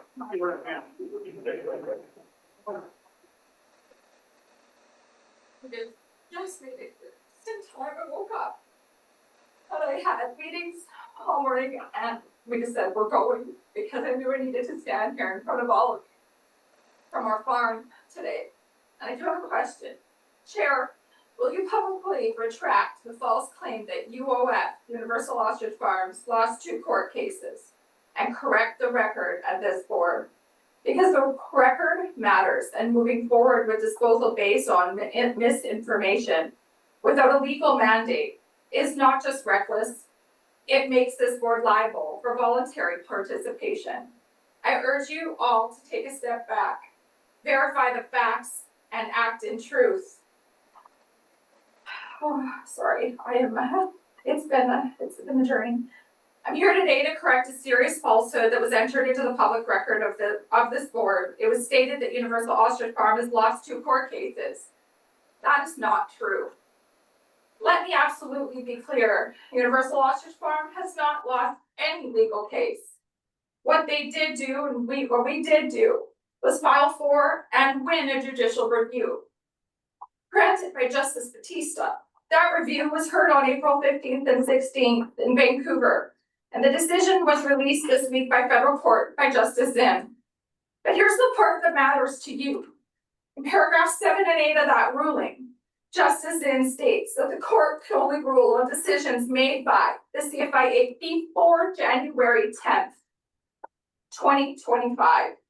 The court was legally barred from considering any evidence after that date. That means the current health of our animals, the current health of our 400 healthy animals.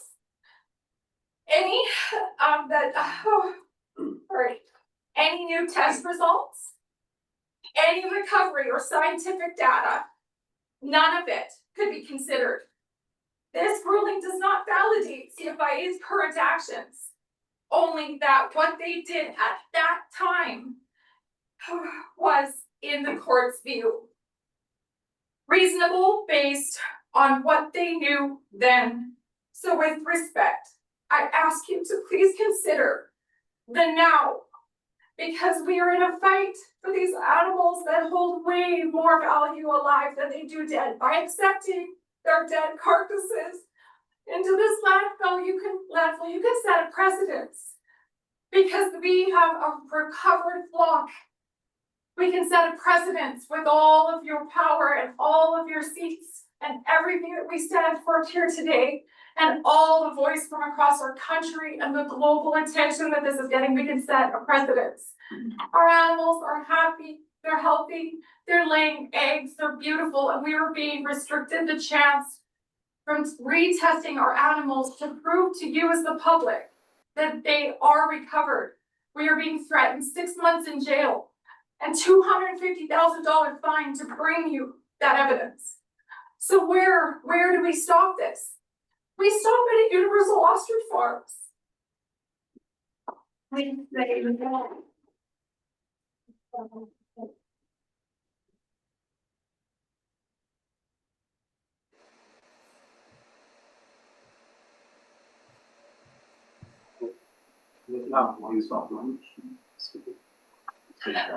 Say no to dumping.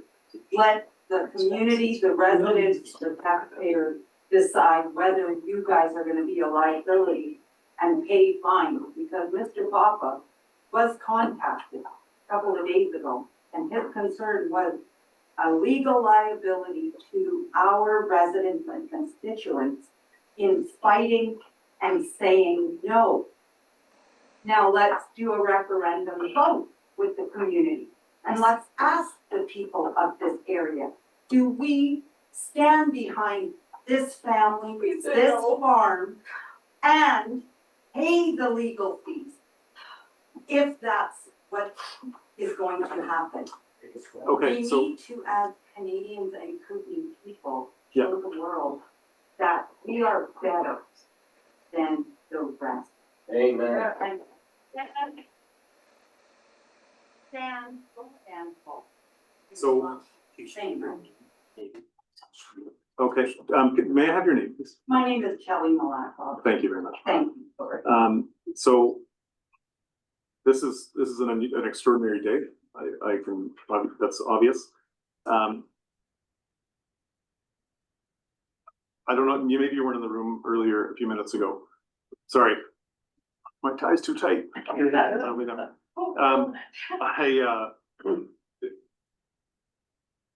Our empathy is with you, trust me. We know, I live in the cusp. I'm just down the street from you. A lot of the people that are at your farm right now are people that I know. I think just to your, so I've got two things that I want to respond with. One is if there are things that we need to correct, can you just write that down for us so we can actually correct it? Because I'm not exactly sure what you're referring to. Yeah. And then the other thing is, if we were to make any decisions, it's not on, so we do have to follow process, as you said. If there were decisions that could be made, they have to be duly put on an agenda. They have to be we're not, and trust me, I get the emotionality of the situation for everybody. There's a comment online about mental health impacts of all this. Our role is to make calm, dispassionate decisions based on all the information that we have. Sure. So if anything were to happen, it wouldn't be happening right now.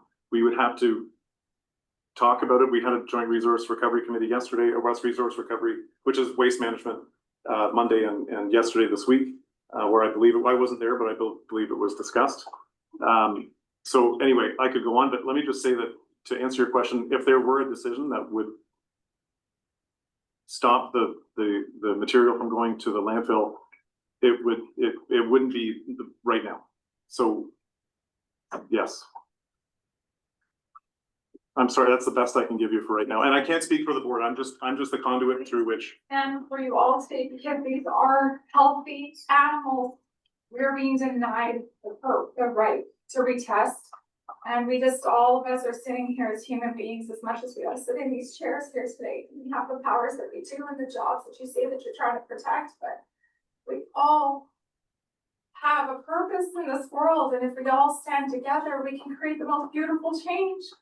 And this is the opportune time to say no. And it's just, and I know that you're saying, it's not as easy as that, but sometimes maybe we challenge that. Maybe if enough people just said, no, we're not, we set the precedence of this landfill, and you make Castlegar and Nelson proud, you make our Kootenay boundaries, and you make this whole area so proud.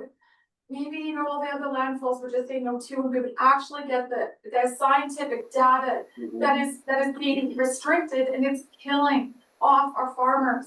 We're losing our farmers. We're getting pulled, and then repopulation with still migratory birds. We're not doing anything about that. Migratory, as long as there's migratory birds, we're gonna have avian influenza. So what do? How many animals are you willing to accept in your landfill that are not needlessly being killed and unnecessarily need to be that pose more risk? There needs to be a restructure on so many levels, and that's what we were doing in legislature. We're just trying to make the voice heard and create the change that needs to happen so that you have food security, and your children's children will have food security, and our farmers, who are our heroes, they supply nutritional food on our plate every day, and the security of that for tomorrow. Let's not villainize them. Let's not make them. Let's keep them the heroes that they are. Let's give them the respect as the experts that we are in our industries. We're experts in ostrich. Let's just make some changes, but on every level. And it can start here, and it can start in legislature, it can start anywhere, but these discussions just have to keep going. And we need to create the change. Public opinion matters, and I think we just have the opportunity here as humans to do the right thing. Yeah.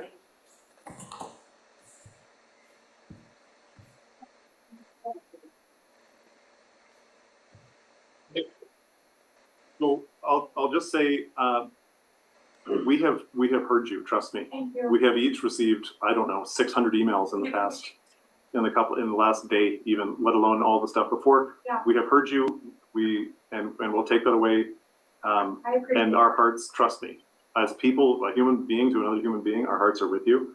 And we wish you the best. Well, regardless of what happens, we wish you the best of luck. So I'm gonna adjourn the meeting for lunch. I just have a question. I'm sorry. I just have a question. Okay. I'm muted right now, but. Just two things real quick. Sure. One, because you guys are so much more aware of just the processes that need to be followed, as citizens, as the public, as the community, what is our most direct and impactful path to making change in a situation like this? That's question number one. And then question number two is, still didn't get a straight answer. Will you represent us in this matter? And I just want to say, I know it's like, it's for all, it's complicated as this. If you just take a look at what's actually happening, it's actually quite simple. You just see the lack of logic and process, lack of logic and empathy and process, and go, okay, this deserves actually more attention. So will you represent us? Okay. Yeah. Two quick questions. The answer, and maybe if anybody can correct me if I'm wrong, but your most direct thing to do, your member of parliament, because this is federal. Get in front of that person. Okay, thank you.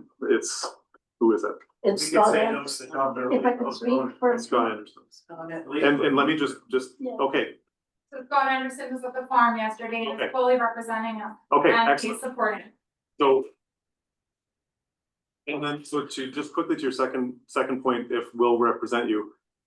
Again, because of the body that we are, we can't just say yes, we have to make deliberate decisions.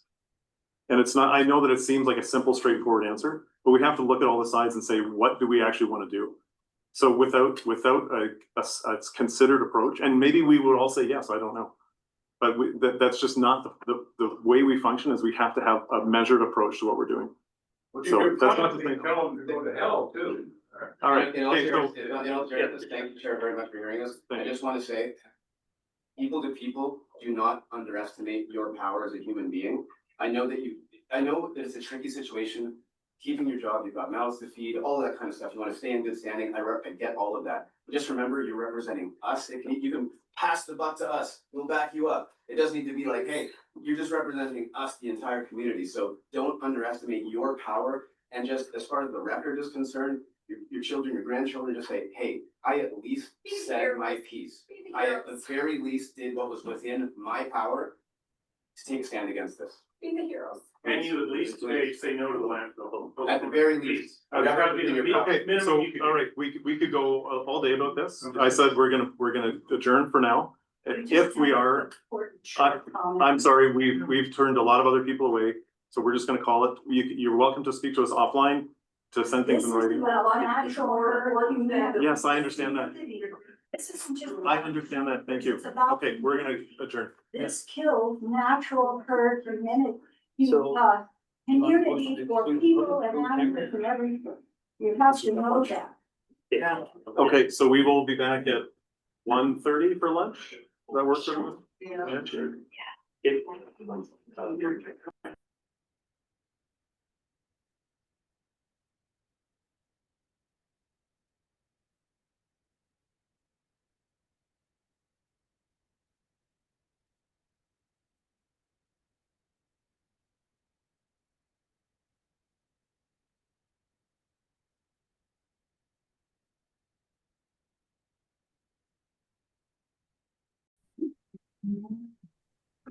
Great, thanks, Ange. Okay, we are back. It is 1:30 and we are gonna get back to work. We have one more item we have one more director's report that we missed, so we're gonna go back to that. So Director Graham, if you'd like to go ahead. Please. Thank you. So through the chair, I have great news from RDCK. I've been working with the Developer Recreation Commission for a new spaces application for a daycare in Developer. And we got approved for 24. I know that this was one of my top priorities when I took office. I am like stoked. My other great news is you probably all know that the ferry is back to normal operations.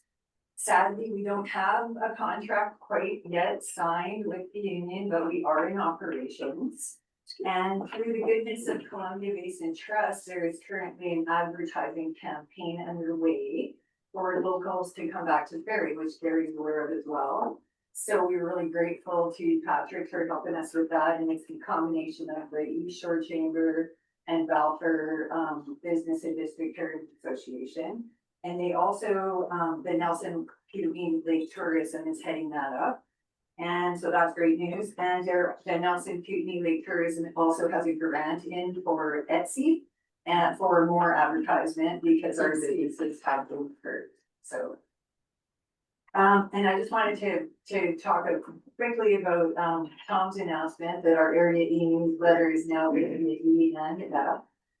And that we've partnered with West Shores Leisure Advancement Society. So they're now putting together all of the activities and the posters in the area, because that was a crazy amount of work for me to do. And so now it was already doing a lot of things in area F because of Tag and Fall and because that's where fluid. So it was a natural combination. And I just want, so this will now continue. It's it's now not relying on me as a director, that if I didn't run in the election and at the end, this newsletter can now continue through the society. So that's really great news also. And I wanted to let all the other directors know that West Shores would be open to discussing with you if you would like to have newsletters for your areas. So it's really well done. And if anybody wants to see a sample, just let me know and I'll email you that. And yeah, there's been lots of good work also being done by the Greater Nelson Economic Development Partnership with regards to the export navigator and talking about import tariffs and really trying to help local businesses work our way through what is happening south of port. So all of that is super great news, and so thank you, Chair, for letting me share that. Well, thank you for sharing, Director Graham. Good news is always good. So I believe we have a director who has a motion, and if email or if directors could check their email, so you have a copy of it. It should have been sent out a few minutes ago. Director Lund, would you like to make your motion?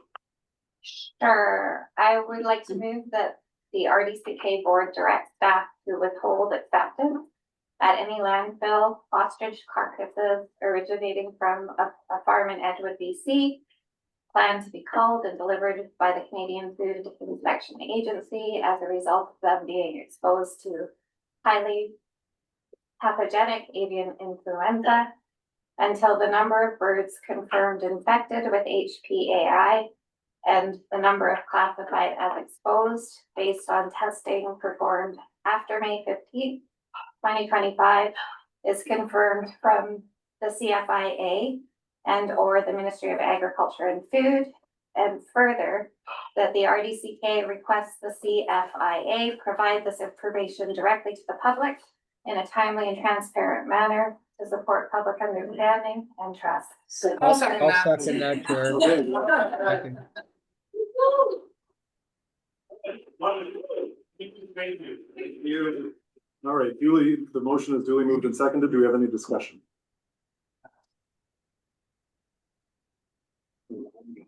Anything online? No. All right, all those in favor? Well, everybody. Any opposed? We love you. Okay, motion carried. Thank you. Thank you, I'm sorry, yeah. Thank you. Thank you. All right, we are, sorry, this is an extraordinary day. We will, I think we are moving to a closed meeting. Sure, I move that meeting be closed to the public as per the verbiage in the agenda package. Okay, second. Okay, those in the public, thank you very much for coming. And thank you.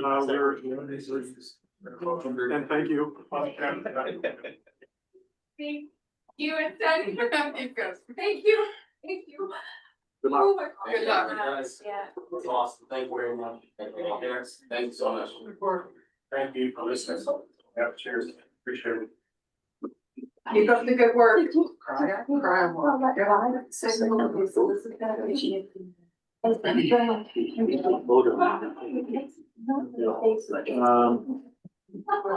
Just procedurally, did we get a second on the closing? Yeah. I did. Second. I did my hand up, I didn't say it. though. Anybody opposed to closing the meeting? Said it long. Okay, let's do it. So I move we recess and reconvene and closed. Second. All in favor? Carried.